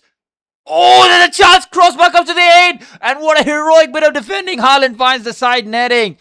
Oh, huge chance for Norway. So close. Sander Berger using every bit of a 6'5" frame. Again, that was not the most convincing bit of goalkeeping. Scuffed effort. Sander Berg's header. That ends up in the back of the net on most occasions. England get very lucky. What a chance, man. He's so close, Gotham. Scrambling indeed. That's two corners that have created enough panic in the England box. TJ is screaming foul. It's been chalked off quickly. Bellingham finds Kane. England struggling. They've moved on for it very quickly. Here's Eberiche Eze. This Eze cameo, man. Shake of the head. Nothing else to say. That guy from Crystal Palace, he's gone. I mean, he's now an Arsenal attacker now. He's not the maverick at Crystal Palace anymore. Here's Reece James in the half space. Reece James has just looked to put balls into the box to no avail. Eze now. Not if you mind if he puts a forearm to the back of his head and pushes him out the way. I didn't even see the replay. They moved on very quickly. And when FIFA do that, we saw that between England and Ghana where Ezri Konsa with the clearest of pens, that was completely marked off. They didn't even put it in their highlights package, mind you. So I wouldn't be surprised. The chance though, Sanderberg needs to try and direct his header into the back of the net. Unlucky. Eze, though, with the ball into the box. Cleared away. Crosses into the box for England. Not going to help, man. They've got two giants in Ayer and Torbjorn Hegem. This is food and drink for them. Eze. Again, nothing between the lines. Nothing clever in the second half from England. Saka. Two Arsenal men who have come on since the 45th minute. Had to make that offensive thrust. Here's Saka now. On the inside. Cross comes in. Oh, that's devilish. It's dangerous, but it's out for a goal kick. Saka just asking someone to make the run towards the far stick. Oh, they'll show a replay of this, but not the foul. Or the alleged foul. Decent ball enough, but Elliot Anderson trying to sneak in towards the far stick. Manny, I wouldn't call that close. The Sanderberger chance. It was Ayer's header. It wasn't Sanderberg. Christopher Ayer. Norway now attacking. Haaland protects it nicely. Sanderberg. Sanderberg has been on his heels here today. Needs to just be a bit more on his step. Here's Ødegaard. Approaching the business end. Is there going to be a winner, guys? I hope there is. Can't do extra time. I mean, we will be doing it, but ideally a 2-hour break would be ideal. Here's Mauler Wolf.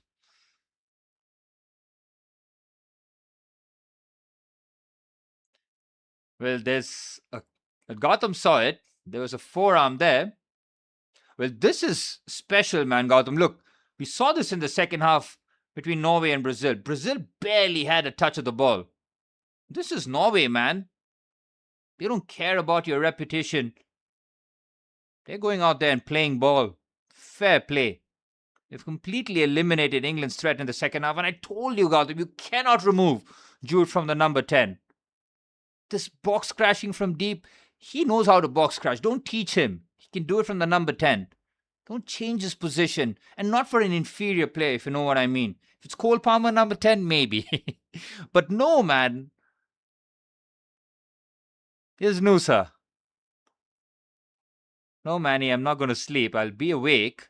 Nusa with the ball towards the far stick. Good header by Nico O'Reilly. It's an all-nighter, Manny. All-nighter. Going to be doing the Argentina-Switzerland game after this one. A couple of hours later. And then UFC with Conor McGregor returning. I'm just going to be catching the main event if I could. Assuming there's going to be a clash in timings. But I really want to see Conor McGregor's return to the octagon. He is box office. Hegem with the drive. He wants a free kick. He dribbles like Sorloth, but a little bit more elegantly. Here's Sanderberg. Arsnes. Now Oscar Bob. Oscar Bob with a bit of shimmy. Nice footwork. Oscar Bob, who just looks to float that in the air. Cleared away. Decent header. It might break kindly to Patrick Berg. Reece James is strong, but he loses out the duel. Martin Ødegaard now. Arsnes finds Christopher Ayer. Look at the Norway players all camping in the England half. This is a complete change. England have not gotten close to them. The changes have not worked from Thomas Tuchel. Here's Nusa. Tono Nusa goes on the outside. It's a corner for Norway. Norway are knocking on the door here, guys. England are on the ropes. They are on the ropes here. Magnus Carlsen. He was asked to name the Norway side and he does it flawlessly. No surprises. They've got some heavy hitters in the crowd here today in Miami. Nobody's really turning down an invitation to go to South Beach. Well, the last two corners have created enough and more panic. A disallowed goal and a Christopher Ayer header off the crossbar. Norway trying to make something happen here. A goal now will certainly send them into the semis. Berg's corner, cleared away by Kane. Take two for Berg. Different angle though. Ødegaard. Just kills the joy, man. He just kills the joy. What a waste. Get him off. He's been a net negative for Norway. I don't care what anybody else says. Yes, he might be instrumental in them keeping the ball, but goodness me. In that number 10 position. England have had a worse chance against Argentina than Egypt or Cabo Verde, an awful, awful team. I think that game against Mexico just gave them unnecessary gas. Ødegaard, TJ, this entire tournament, man, just frustrates the hell out of me. He does the opposite of what a number 10 has to do. There he is, again, between the two centre halves. First man in attendance, man. But when it comes to number 10 stuff, we don't do that over here. Terrible. I mean, Asgard must be looking at this and saying, please, coach, put me in. Jet Spence coming on. This was going to be like for like as well by Thomas Tuchel. Probably Ezri Konsa coming off.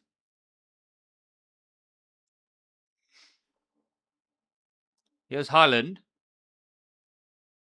Ødegaard. Looking for Antonio Nusa. That is a brilliant ball. That's more like it. Here's Nusa now. Nusa, lovely shimmy into the box. Keeps his danger alive. Berg. Molo Wolf now. Norway dominating the second half, man. We've not seen a single England attack. Ødegaard. They did it to Brazil. They're doing it to England. Norway is not a number 30 team in the world, man. Not against number 5 and number 4 at least. Oscar Bob fires it towards Ødegaard. Ødegaard to Ayer. Now Nusa. Antonio Nusa. Now Nusa with the strike. Straight at Pickford. Half a chance. All Norway though. England just holding on for dear life. They've completely bossed it, man. He completely bossed the second half. England have not played like the number 4 team in the world. Norway wingers are cooking. Stale Solbakken. He knew the second half. That's where we target. Let me get Schilderup and Alexander Sorloth to just tire their fullbacks out a little bit. England struggling. Now they get out of their own half and now they're camped in the opposition half. This is where England don't do... Look at that, man. Jude Bellingham should not be so deep. Nico O'Reilly, who's playing from left back. This has not been a good England performance, man. The Jet Spence is coming on, and it's not for Ezri Konsa, it's for Nico O'Reilly. Thomas Tuchel with some head-scratching decisions. Yes, Jet Spence does fill in at left back for Spurs, and he has been brought on the plane to the squad that because he can fill in both at left back and right back. That's a negative move too. It could be the most England thing that Kane or Jude scores, but that's the only England thing at this moment in this World Cup. It's either Kane or Jude, and that's it. It looks like we're going to head into extra time, and if there's going to be a winner, Aman, it's got to be Norway, man, because England have showed us nothing. This second half, Thomas Tuchel must be just shakes of the head.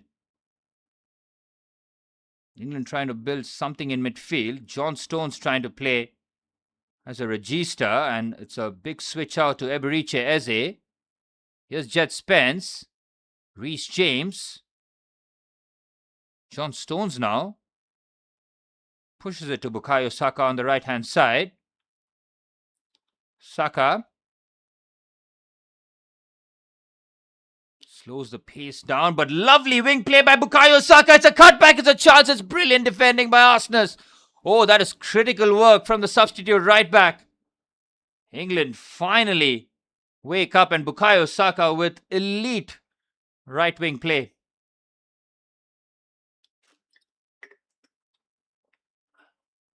Manny with some heat towards Noni. That was a chance, but good defending. Konza trying to cross in. It's a corner for England. It would be typical England to win it now.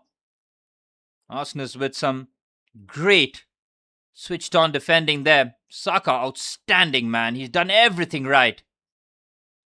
Harry Kane, if he's a touch quicker, or even if he slides in, probably gets there.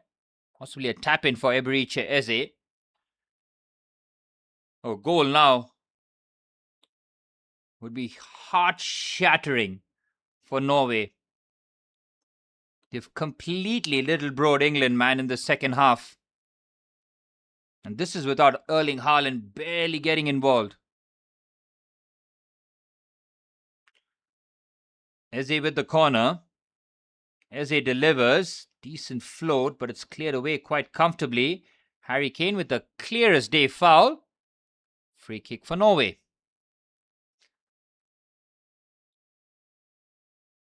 Luis Suarez. Inter Miami striker. Is he still playing? Whenever I see a few clips they post on Twitter of him in the centre-forward positions, he looks finito. What do I think about the disallowed Norway goal? It's a two-handed push by Erling Haaland. Like I said before in the stream, if it's a forearm, he might get away with it, but when you two-handed push and you get involved in trying to get the flick on, it's an unfair advantage and it will be chalked off. Tuchel finally making an attacking change, and it's not a like-for-like one. Morgan Rogers coming on for Ezri Konza. Does that mean Reece James just moves to right back?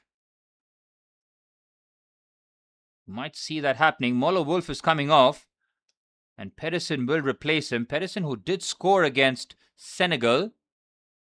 Molo Wolf with a good shift at left back. Two fresh fullbacks and two fresh wingers. Holmgren, Pedersen. It's that Senegal game that made me think that, yep, Norway are a serious outfit. I had Senegal walking all over them, but Norway were outstanding. 3-2 the scoreline at full time, but don't let the scoreline fool you. Second half of games is where Norway have been so impressive. There's Oscar Bob, Ødegaard. Oh, one more chance for either team. You see the ball in the lead up to the England goal, hits the spider cam cable and got to Gordon, who passed it to Jude. Really? Oh, how fortunate. But still, Jude had so much to do. But Arsenal continues his run, and he does the right thing of just firing that into the box. Not the right kind of accuracy, though, but the idea was right. Try and find Haaland as quickly as possible. That's a poorish pass. Jet Spence is quick, but Christopher Ayer reads that comfortably. 7 minutes of stoppage time. Oh my word, Nyland, don't do that. Do not do that. Not at this stage of the game. Far too casual from him. How close is that to goal? It's pretty far, but oof. Would have been the craziest sub ever. Thomas Tuchel. Absolutely seething. Look at his eyes. Here's Erling Haaland, though. Cushion header to Oscar Bob. Needs to be accurate, isn't? 6 minutes of stoppage time remain. Oh, Spence getting caught there. Norway now trying to apply the pressure. Mark Gahey with a clever chip pass. England struggling to keep the ball. But Eberechi Eze can lead out the press, and he gives the ball away, but he's fouled. Patrick Berg goes through the back of him. The Norwegian fans, every penny worth it, man, for those who have traveled to the US to see this World Cup run. And it's not that they're holding on for dear life. They are outplaying the top teams in the competition in these second halves. Brazil first, now England. Christopher Ayer's header Came off the crossbar. There was a disallowed goal for a push by Erling Haaland in the build-up to the corner. Here's Elliot Anderson. Poor ball, but it lands to Harry Kane. That could be dangerous. Erdegaard just pinches it off his toes with ease. Release the ball. Oh my goodness, this guy is the biggest ball hog I've ever seen. Nearly puts his team under pressure. It's Christopher Ayer. City and Arsenal players tired after the long season. Chelsea players crisp. Chelsea players already out there trading. Got Cole Palmer, Joao Pedro, all getting a full rest.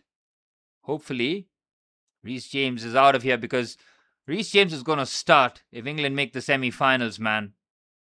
And there's a good chance Reece James is going to pick up an injury at some point. He's already picked one up. If he keeps playing him and Thomas Tuchel insists on running him to the ground, Tuchel bringing in Rodgers too is his version of the Blitzkrieg, says Manny. Haven't seen anything from Eze. Even Jude Bellingham in the second half, man. They've taken his influence away and they've paid the price.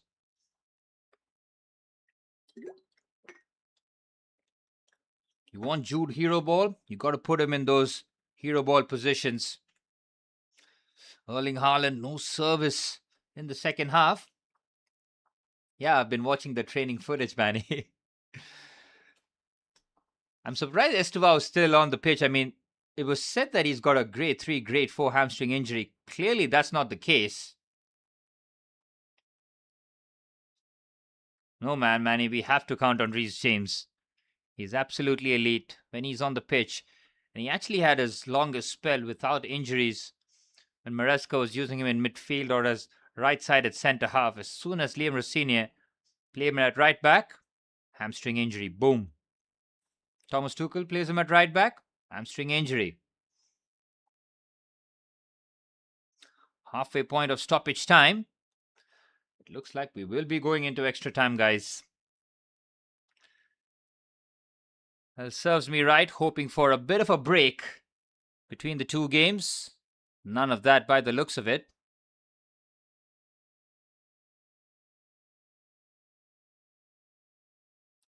Reece James is taking the throw in. There's still 3 minutes. There could be a free goal. There's no way you would have had surgery and rehab that quickly, Manny. Especially for a grade 3, grade 4 hamstring injury. So either there was something wrong in the reporting. Either just Brazil happy to drop him, which is good for us. Or Chelsea just, or Estevao's team rather, being overtly cautious. He has slimmed down. Just looked like he's lost a bit of that bulk. Wait and see. Anyways, Chelsea is something that I've done very well trying to switch off for a good part of a month. Stones finds James. Back to John Stones. Into the area. Jude Bellingham, of course, gets a flick on header. He's asking his England teammates who's making the far post run. The answer, no one. Look at Eberiche Eze just standing there. He's got no winger instincts. Somebody's got to gamble, man. Somebody like Anthony Gordon, maybe even Marcus Rashford makes the gamble, but they're just standing still in the box. Jude Bellingham, that's his first involvement in the second half, which is a crying shame, to be honest. The game that he had, skills that he was showing in the first 45, completely nullified. 90 seconds of stoppage time remain. It looks like we will be going into extra time. Is that a foul by Eze? Yes, it is. Chelsea Sports Science Team and injury prevention cannot be trusted. Baseball idiots deciding football loads of players. Ridiculous. Manny, stop reminding me of Chelsea. We'll talk in a month about Chelsea. It's going to be a lot of shit. This season, I mean, it looks all rosy. It might be with Xabi Alonso coming in, Chelsea having no Europe, but with this club, nothing's ever straightforward. Anyways, back burner stuff.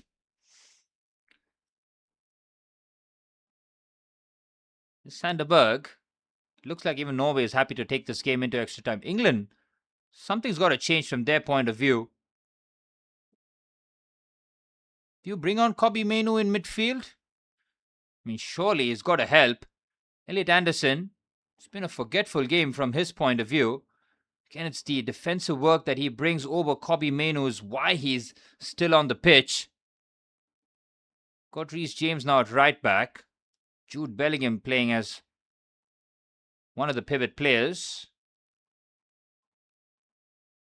Morgan Rogers in the 10, Saka on the right, and Eberechi Eze on the left. Ooh, Jude Bellingham is holding his knee and he's in pain. This is not a good sign for England. Kane wants a foul and a free kick, possibly a yellow card. Ivan Toney, there's a good chance of seeing me start for or come on for England than Ivan Toney. Maybe for pens. That's all he's going to come on for. Again, I'm not sure that Jude Bellingham might have been caught by the ankle here. It's a stamp on the Achilles. That's a painful one for Jude. Does compromise his movement and possibly his ability to turn in tight spaces. It looks like we're heading into extra time, boys.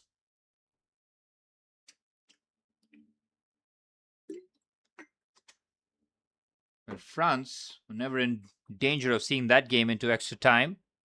The Spain-Belgium game looked like that was destined for extra time, but Mikel Merino, the clutch gene that he has, he seems to be hell-bent on scoring the most critical goals of the World Cup. Stoppage time winner against Portugal, 87th, 88th minute winner against Belgium in the quarters.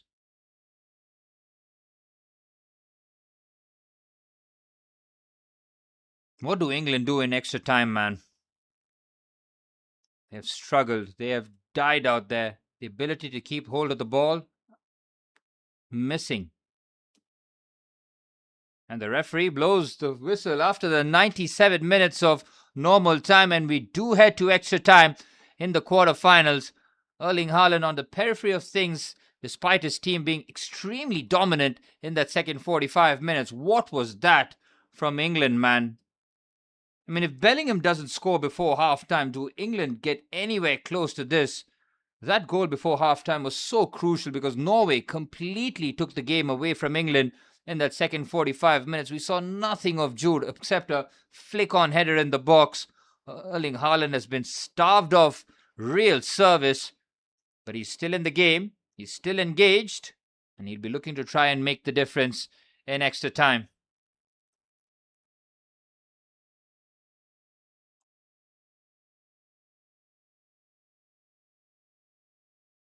Lads, give me a soft 3 minutes and I'll be back before the start of extra time. Enjoy the highlights of whatever that was in terms of second half action. It was only that Sanderberg or Christopher Ayer header that came off the crossbar. Other than that, England's point of view, very, very disappointing. Thomas Tuchel, fix up. We'll be back for extra time.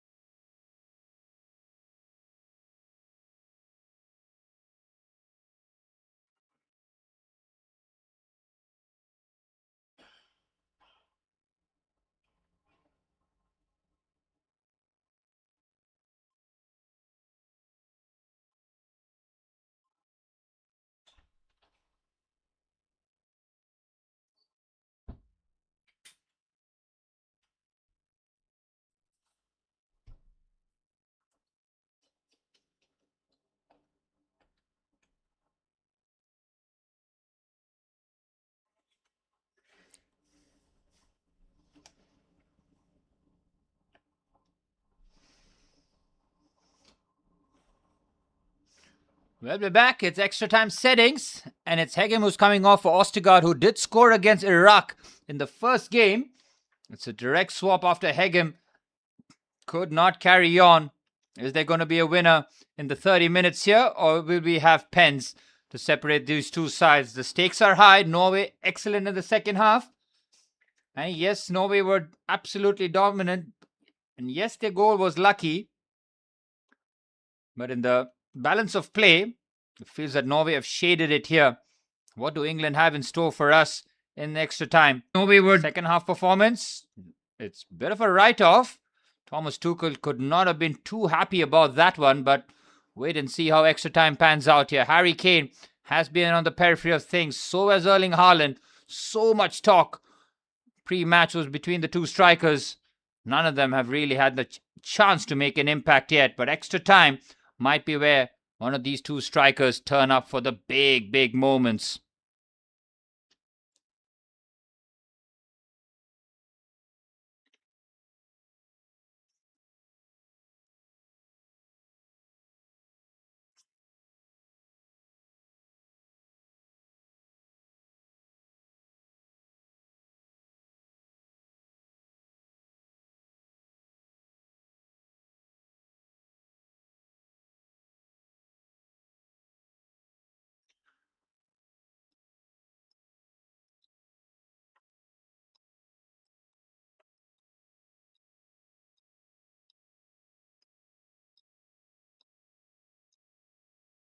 Well, we're off and running. Extra time. Which way does this swing? England, what have you got in store for us? Thomas Tuchel will be urging for a bit more control, a little bit less chasing off the ball. Reece James and Bukayo Saka have changed the dynamics of that right-hand side for England. Now it looks like a proper right-hand side. Compare that with Ezri Konsa and Noni Madueke, who've started the game. England now with their first choice right-hand side. Eberiche Eze shrugs off the challenge. Looking to try make a name for himself. He goes for an outrageous switch to his Arsenal teammate. Here's Bukayo Saka up against Holmgren Pedersen. It's Reece James with the ball in. It's Morgan Rogers with the touch, but it's cleared away by Antonio Nusa. Erling Haaland trying to make something of it. Reece James with a lovely first touch. England trying to be on the front foot here. Thomas Tuchel will not want to see this game taken into pens. Here's Saka. Pedersen defends really well. Oh, he wants to prevent the corner. He does not succeed. It's a corner for England. Dangerous territory here considering Bukayo Saka's ability to put in some real dimes from the corner flag.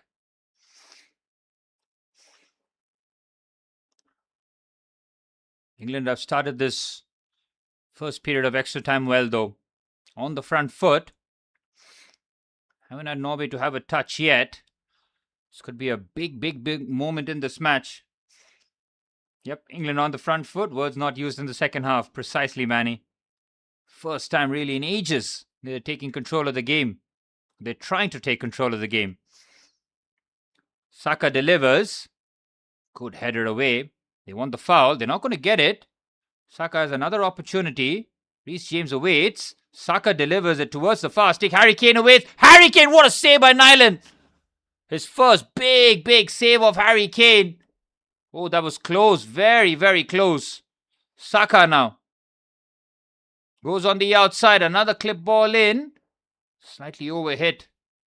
Very close indeed, Manny. Very close. Harry Kane with a good effort. Here's Morgan Rogers. Morgan Rogers! Good save by Nyland. And taps it in. It is Jude Bellingham. It is him again. He is Mr. Clutch. He delivers in the big time. England have the lead in extra time. Nyland's parry straight into the path of Jude. Huge goal for England.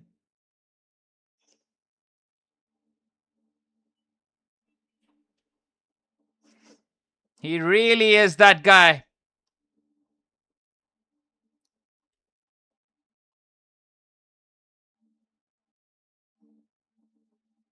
He's just that guy. He always is that guy. Decent strike from distance. And after Orland Nyland made a superb save of Harry Kane, this one We have to question him here. Decent strike by Morgan Rogers. Jude Bellingham is well onside. He gets away from Arsenis with ease. Again, look at the movement of Jude Bellingham. Anticipation is world class. That doesn't happen by accident. That is superb anticipation. Poached it, Chera. He poached it. Like a proper centre forward. He did it against Mexico with both his goals. Typical centre forward like. And he's done it again in the quarterfinals. Jude Bellingham with yet another big goal. That's 6 in the World Cup. Another brace for him. Brace against Mexico. Brace against Norway. This guy's stocks continue to rise. And Norway will feel that is a massive sucker punch, man. World Cup ball moving late in front of the keeper. Hey Jude is the new national anthem. It just might be if the World Cup comes home. Well, their home. Jude Bellingham, man. Again, completely out of the game in the second 45 minutes. And he just comes alive. Martin Odegaard, man who continues to play against his team. Again, it's a crime that he's not found Haaland once. Here's Nusa, though. Well defended. England have the experience now. Thomas Tuchel's mid-block, low block, all very effective. And it's now Norway. I've seen a lot of the ball in that second 45 minutes. Didn't create too many chances. Here's Oscar Bob. Goes on the outside. Jet Spence is quick. And his quickness rescues him there nicely. Morgan Rogers. Good sub there by Thomas Tuchel. Bringing on Morgan Rogers. We all know about him shooting from outside the box for Aston Villa. That's a poor pass to Bellingham. Here's Odegaard. He gets dispossessed. Gotham says Norway are done out here. Well, they still haven't fed Haaland. Until that happens, I mean, seriously, man, Martin Odegaard, this performance from him. Again, on all the apps, SofaScore and everything else, it's probably 7.5, 8 out of 10. High volume touches, progressive passes, distance covered. Doesn't fool me.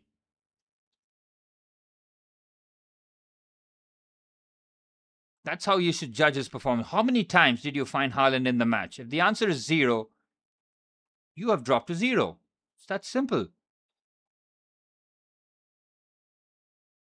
And look at Odegaard, man. What is he doing out there? Somebody tell him his team are in trouble here. Again, this does not help his team because England, very happy. This is Thomas Tuchel's dream scenario, man. He's got about half an hour to drop a mid or low block to keep Norway away. Erling Haaland struggles against low blocks, and if Norway don't quicken their tempo, this is looking long for them. Haaland has been invisible because his number 10 is between the two centre halves. Oh, what a terrible touch that is by Christopher Ayer. He's been pressed by Jude Bellingham. Oscar Bob, Antonio Nusa, one of them have to step up here. Jude is helping out in midfield and still doing Kane's job for him. Jude has to play for the entire team, man. That's his responsibility, Superman. And he thrives on it. He's level with Kane on 6 goals. If he outscores Kane in this World Cup, justice has never been more delivered. No pens too, mind you. Odegaard. Terrible. Here's Spence. Clever pass. Jude Bellingham inviting Morgan Rogers to have a run here. Good defending. Christopher Ayer. And it's a throw in for England. Good play by Jude, man.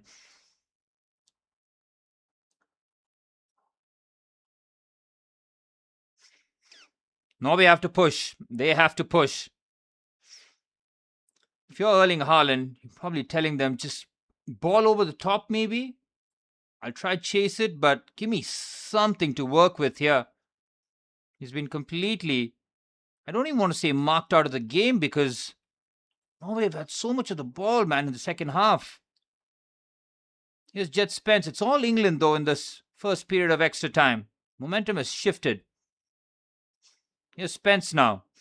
Decent play by Jet Spence. Outstanding play from him. He wants a pen, and it's given! Oh, that is a huge call from the ref. Jet Spence off the bench makes a crucial contribution. And Harry Kane, of course, will get a pen. There is no justice, Gautam. Brilliant play by Jet Spence, though. And Norway's World Cup dreams blowing up in smoke right in front of them. Jet Spence has done more on that left-hand side than Eberiche Eze, Noni Madueke on the right, Anthony Gordon. It's needless there by Oscar Bob, but forwards challenge. It looks like it's game over, TJ. Harry Kane from 12 yards out is generally goal dust. Wow, first period of extra time. Did not see this coming. Oh yeah, man, he knows exactly what he's doing there. He bought it, of course he did, but when you're an attacker, when you're wrong side, best course of action is to pull out, man. Especially if there's a defender maybe in front of you. If he finds the cutback, fair enough, but it's a proper forwards challenge. Oh, the ref is being sent to the monitor here. Whoa. Hang on a minute. It's not over. A bit of drama being added. Let's have a look. Jet Spence. He does plant his leg. He's bought it. He's very much bought the pen.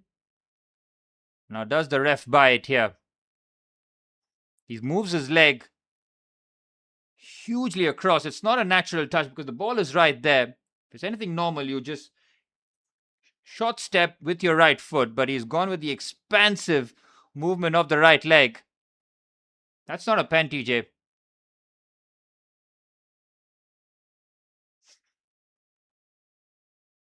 No foul. Game on. Norway catch life. If there was ever a moment to wake Norway up, this would be it. Foul over. Pen has been overturned. There's been so much drama in this game, man. There is a bit of justice. Kane scoring in this game, no justice whatsoever. And it's not like he's going to give Jude Bellingham an opportunity from the spot to get a hat-trick. Didn't allow him to do that against Mexico. Not going to allow him to do it here again. England still have the initiative, though.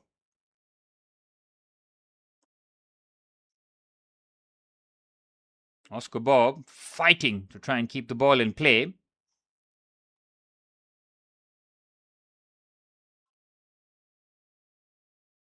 Elliot Anderson just lumps it forward. Good first touch there by Morgan Rogers. He loses out. Nusa invites Pedersen forward. All right, Norway, what do you have in store for us?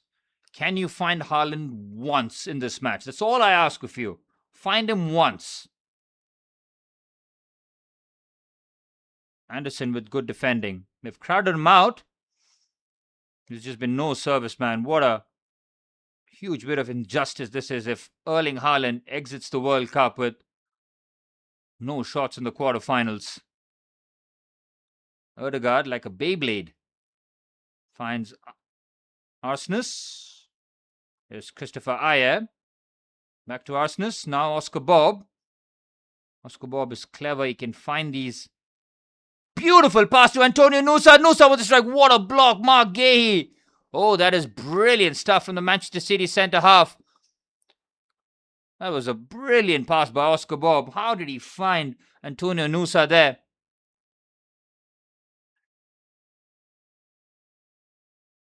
Good block. Madueke opening 20 minutes, the worst right-wing performance in America since Trump lost to Biden. Manny, did you lift that off Twitter? That sounds like an American tweeted this one. Patrick Berg will take the corner. Well, corners have been uncomfortable for England to defend. And can they find Haaland with this ball into the box? Elliot Anderson continues to marshal Haaland. Berg's corner, floats it in with a bit of air. Good defensive header by John Stones. John Stones, imperious stuff. Okay, Norway now have to just push England back. Got to make them retreat. Gotta love Twitter. Exactly. I'm never logging off that app. And somebody asked me, Twitter or Instagram? It's Twitter all day long and it's not even close. Here's Nusa up against Reece James. Goes on the inside. Reece gives him a bit of a knock. Odegaard leaves it slightly short. Arsenis puts the ball in. It's a comfortable gather for Jordan Pickford. For all this criticism, Sorloth, God, Bob and Nusa haven't been good either. Gotta agree with that. Gotta agree with that. Bob has had a few moments, but it's just an aesthetics thing more than effectiveness. Thomas Tuchel disagrees with that decision. It looks like two costly keeper parries have knocked out both Belgium and Norway. Sene Lomans and Orion Nyland. Both identical, wasn't it? Arsenal has been pretty decent at right back since coming on for Moller Wolf. Just tries to help that into the box for Haaland. How many touches has Haaland had in this match, guys? I would be shocked if it was double digits. And if it's double digits, it's probably like 12. Here's Elliot Anderson. Good switch out to Reece James. 3 minutes of the first period of extra time remaining. James finds Rogers. Good turn out of a tight space by Morgan Rogers, who made the difference with that strike from distance that Orion Nyland parried straight into the path of Jude Bellingham. Don't want to say straight into the path of Bellingham. It was Bellingham who made things happen with that clever run. Here's Elliot Anderson.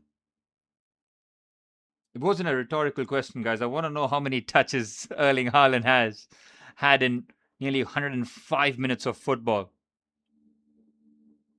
Here's Elliot Anderson. Switches it perfectly to Bukayo Saka. Now Reece James. Elliot Anderson scoops it into the box as he will keep this in play, and it's exactly where England want the ball here. Eberiche Eze.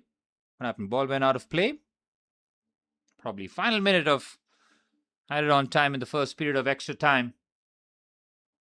Norway have struggled. Odegaard continuing to cosplay as a defensive midfielder, and he gives the ball away. Take him off! Stale Solberg can take him off. He's costing his country in real time here. Jude Bellingham finds Bukayo Saka. This could be done if England get the third. It's Bukayo Saka. Bellingham with the strike. Well over. Spence has been unreal since coming on. Tukes, yeah, he definitely knows what he's doing. It's knockout football. That's where Thomas Tuchel does excel. 21 touches by Haaland. Manny, that has got to be a miscalculation. There's going to be 2 touches from kickoff. 1 from Jude Bellingham scoring. 3 or 4 touches would be from like kickoff. Saka does really well. 2 shots for Haaland. One was the header. I'm not sure what the second shot was. I've been keeping a close eye on the game as Kane. Kane has had an anonymous game himself. Both strikers have been pretty much played out of the game. First period of extra time comes to a swift end as Jude Bellingham, as it stands, will drag his team to a semi-final. No, Manny, I'm not saying that the data is wrong. I'm just trying to value the quality of the touches. Like 3 or 4 was from kickoff.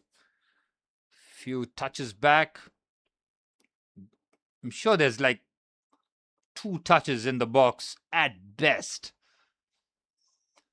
Well, Jude Bellingham continues to be the hero for England. 6 World Cup goals for Jude. Back-to-back braces in back-to-back knockout games.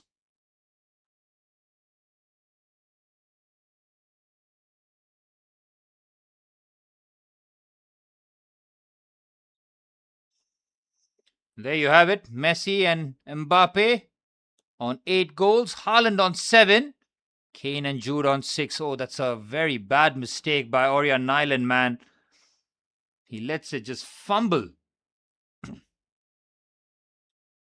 Today's why Pep liked playing false 9 at times. I don't agree with that, Manny. I believe if your number 10 hasn't even bothered to look for you, even the wingers, man, they've been really disappointing. Haaland can only do what he can when there's service to him. Alexander Sørloth, first half, 1-0. Norway are leading, coasting really. Sørloth has to slip Haaland through. He decides to dribble and take a shot instead, and England score a few minutes later. They have not fed the big man, and they're paying the price. Ståle Solbakken, forget tactics now. It's got to be feed Haaland.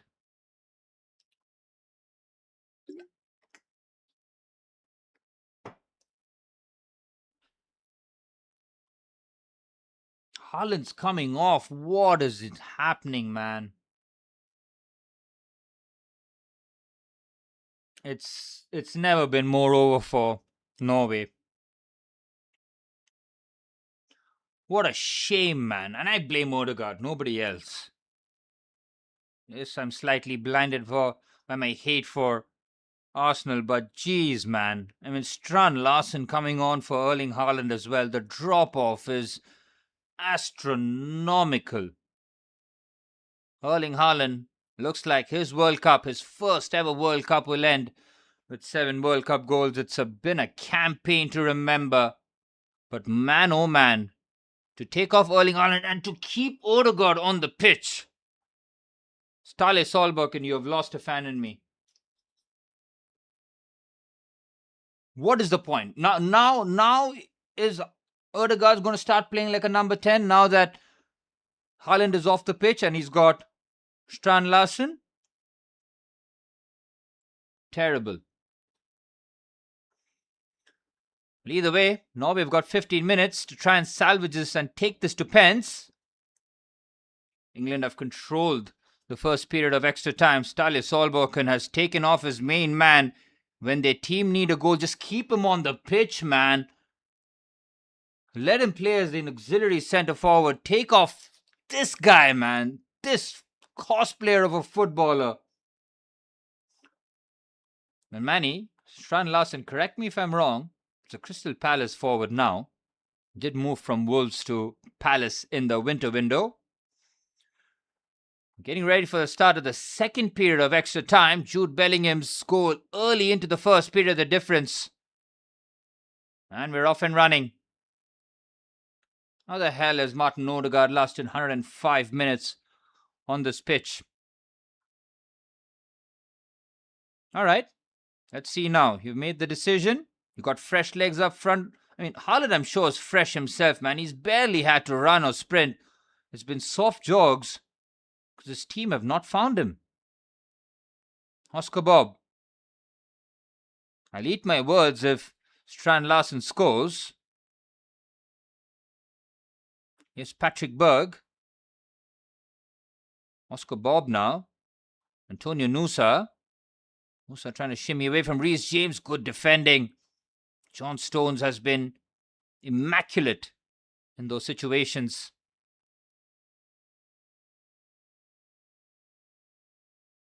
Chera, you like that cosplayer of a footballer? It's been poor, man. Really, really poor. And he's your captain too. Erling Haaland just watches away in disgust. He's been let down by his team. Yes, they played very well in the second 45 minutes. Any other day, probably win the game, but The effectiveness has to be questioned. Alfie Haaland and John Annarisa exchange a bit of a laugh before it looks like the eventual sadness that's going to descend for the Norwegians. Hooked while chasing the game in a World Cup semi. Serious aura loss for Haaland here. I'll never understand the decision. Play 4-4-2 if needed, man. Play 4-1-3-2, 4-3-1-2, whatever it takes. But you keep him on the pitch. You're chasing a goal. Stale Solbakken has lost a bit of aura for me. I was giving him a lot of praises for his second half performances against Brazil and England, ranked 5 and 4 in the world. Take off Haaland and keep Ødegaard on. That's a choice. Fortunately, you got to live with it.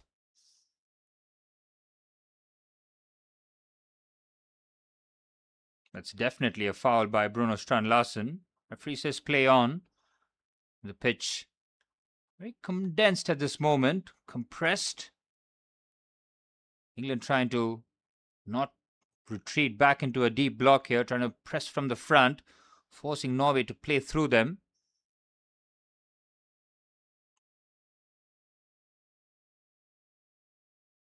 Here's Sanderberg. Sanderberg completely ignores Martin Ødegaard. Right call there. I don't think it was an injury, Aman. He was getting his quads and hamstrings like massaged at before extra time, but even if he's on one leg, you keep him on. Patrick Berg! Oh, that was a chance. Just outside the box, he caught it well. Jet Spence doing really well. This has been an outstanding cameo by Jet Spence. I don't think it was an injury, Aman, but they might end up saying he had an injury and he had to come off, but Haaland, even on one leg, just keep him there.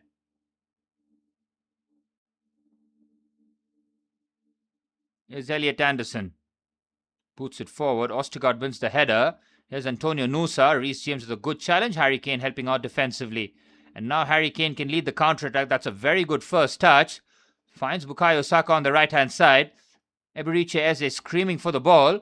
Saka rides the challenge. Oh, drops the shoulder brilliantly. Bukayo Saka, weak effort. He does everything right there, except the finish. Oh, Jet Spence pitches the ball here. Nyland in no man's land. It's Jet Spence with a strike. Good save by Nyland. Bukayo Saka, double save.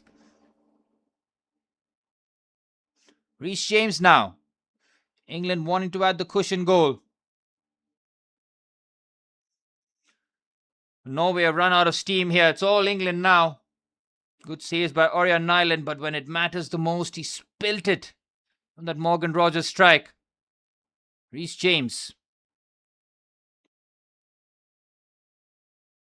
Reece James playing an hour when he was penciled in for a potential semi-final is typical Thomas Tuchel. Saka offside. A good double save by Ørjan Nyland to keep the hopes alive. Bukayo Saka. Need to try and go bottom corner far side, but I'm straight at the keeper instead. Nyland must be thinking the same thing.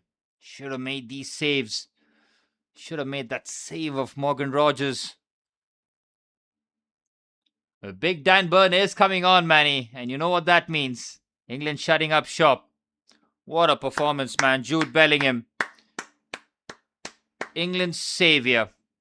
Two different types of goals. Two equally important ones. I mean, think about the timing of his goals as well. First half added on time.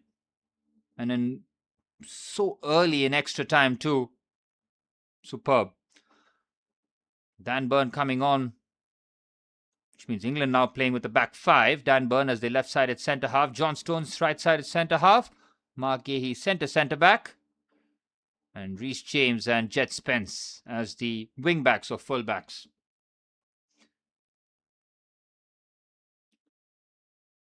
I'll stand up and clap for Jude if he lands the World Cup. Beating Norway when England were favourites to do so? Not quite. But Jude has respect. Player of the tournament shout is hooping. It's still going to Mbappe or Leo Messi. Jude will have to do something absolutely incredible to snatch it from those two. Here's Erdegaard. Again, backwards to go forwards. Nusa. Reece James just says a big fat nope to Antonio Nusa. Jude Bellingham, he deserves a bit of rest, man. He has run his socks off.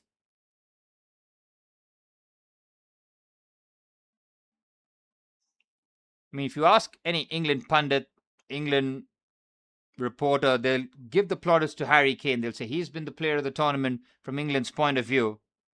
But do not let the stats or anything else fool you. I mean, even when it comes to stats, look at what Jude Bellingham is doing. He's equaled Harry Kane's tally without pens, and all important as hell goals, man. That is true. He's doing something amazing every game, but to usurp Kylian Mbappe and Leo Messi, he needs a World Cup final hat-trick or something like that. Look at Odegaard, man. Oh my God, I can only say it with gritted teeth. All I can say is very lucky to be white, man.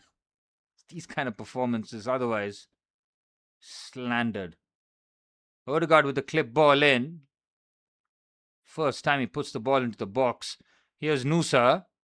Nusa tries to curl it. Lucky deflection. Is it going to be a corner? It is.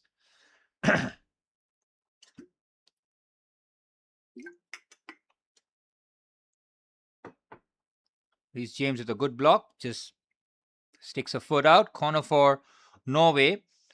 Struggled in open play and extra time as Odegaard lines up this corner. Ostergaard and Christopher Ayer, the targets. No Haaland, it's Bruno Strand. Larsen as the centre forward now. It's all about the delivery though. Has to be on the money.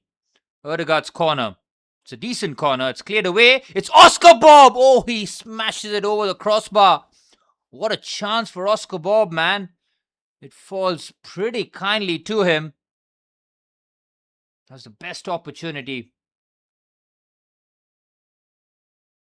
Has it taken a deflection of Jet Spence, or wouldn't be surprised if it's John Stones. John Stones with yet another big defensive contribution. Harry Kane battling. No foul given. Approaching the final 5 minutes. Looks like we're not going to get pens, or do we see? I can't see it, man. I want to root for Norway a lot, but Ståle Solbakken taking off Erling Haaland has pretty much killed any chance. Here's Erdegaard. Another floaty ball into the box. Strand Larsen trying to get there first. Reece James smashes it against Nusa. Goal kick. Well, Gautam, you were wondering why Antonio Nusa was having a poor second half. There's the answer. Reece James, he's locked things down.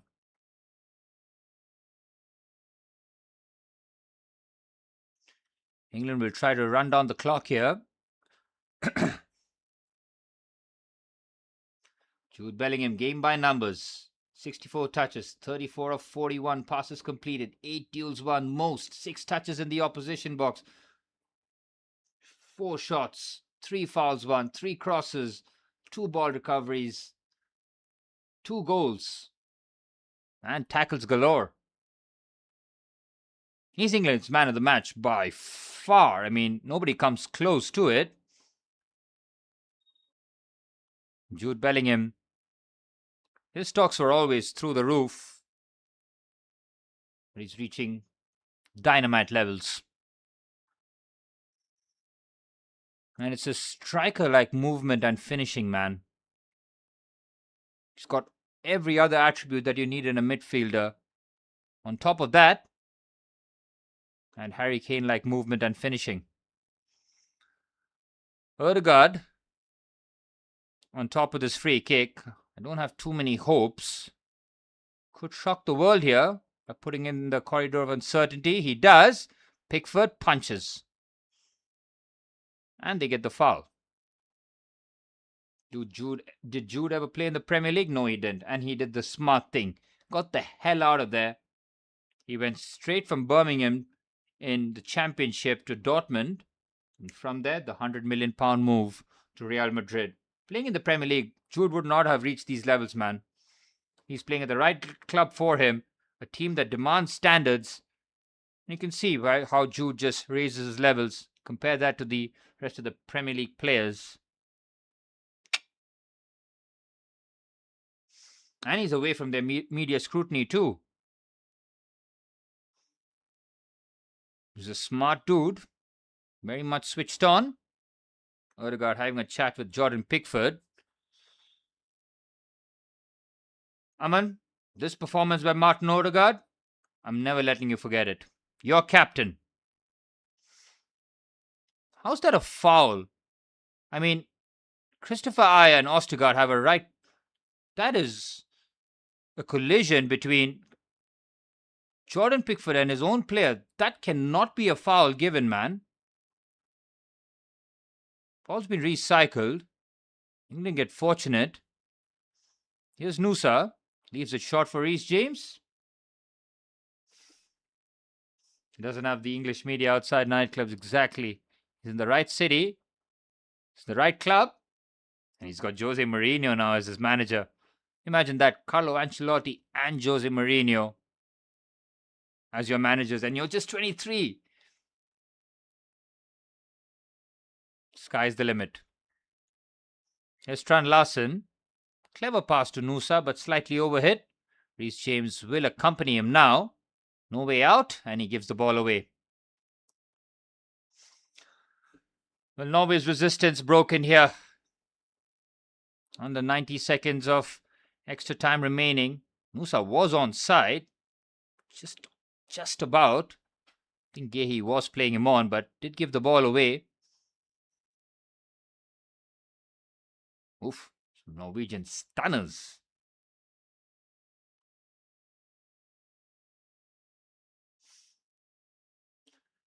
England have made hard work of this game. And it looks like they've booked their spot into the semi-finals. Well, either Argentina or Switzerland await. Kick off for that. Hour and 15 minutes away. The all-nighter is well and truly on, lads. Well and truly on. Coffee would be nice. Here's Elliot Anderson. Nice touch by Eberiche Eze. He can secure the ball, run towards the corner flag. Nope, decides to go backwards. Should be running towards the corner flag. Decides to play it into midfield, but Thomas Tuchel, got to say that he's managed it well.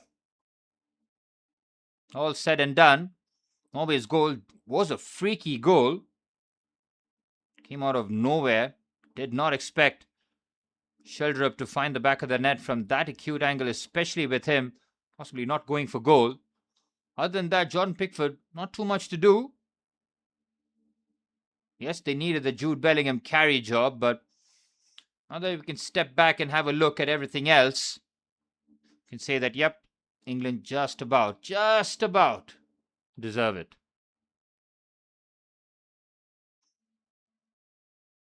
Here's Morgan Rogers. 2 minutes of stoppage time and extra time. Spence has been superb, man. Tuchel again. Top marks. Played him at left back. Didn't put a foot wrong. Supreme substitution. Fair play, Thomas Tuchel.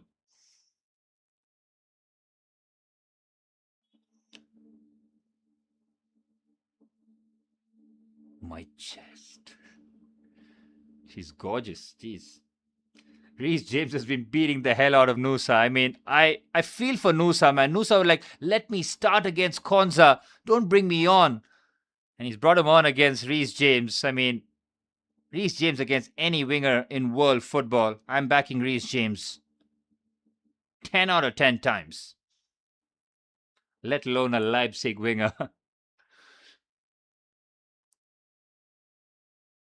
Can see why Thomas Tuchel is going to use Reece James like a bar of soap until his England manager. 40 seconds remain. Is that Odegaard's pass? Disgraceful, man. Oh, Eze with such a heavy touch. Aya steps in. 30 seconds remain. It is now or never for Norway. Here's Antonio Nusa. Good carry. Reece James comes across. Oscar Bob can't keep hold of the ball. England clear. 15 seconds remaining here. Pump the ball long. How did that substitution go, by the way? Bringing on freaking Strand Larsen for Haaland. Joke, man. These kind of hipster decisions piss me off. Dan Burn with a powerful header. Referee has had a look at his watch. And he's blown the full-time whistle. Miami played host to a very tight and tense quarterfinals, but it's Jude Bellingham who comes out looking sweet. A man-of-the-match performance from Real Madrid and England's number 10. Whoa, they ran it to the ringer. And England now have completed their task. So we got the number 2 team, number 3 team, and the number 4 team in the world, all securing their spots in the semi-final. And it's all up to Argentina to complete the perfect 4 for the semi-finals. Unfortunately for Norway, their World Cup campaign comes to the end in the quarterfinals. Haaland, respect, man. 7 World Cup goals in your very first World Cup. Unforgettable stuff. Unfortunately, did not get the service, could not make a mark in the quarterfinals as his ex-Borussia Dortmund teammate Jude Bellingham turns out to be the main man.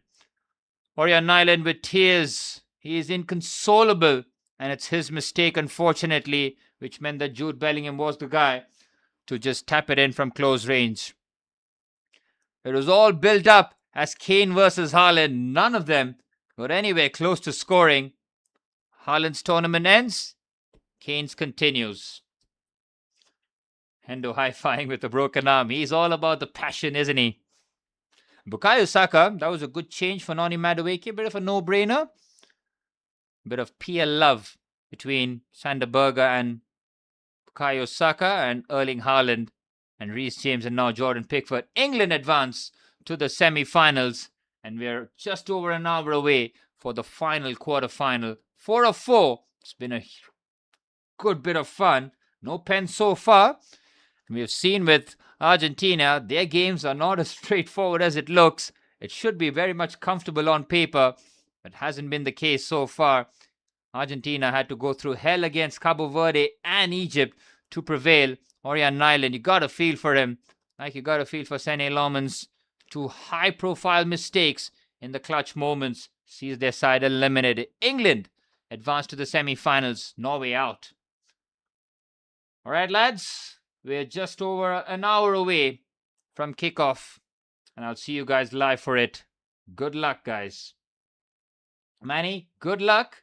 You're going to have to power through. If you don't, you miss the quarterfinals. And I'll see you for the semis. See you, lads. Thank you so much.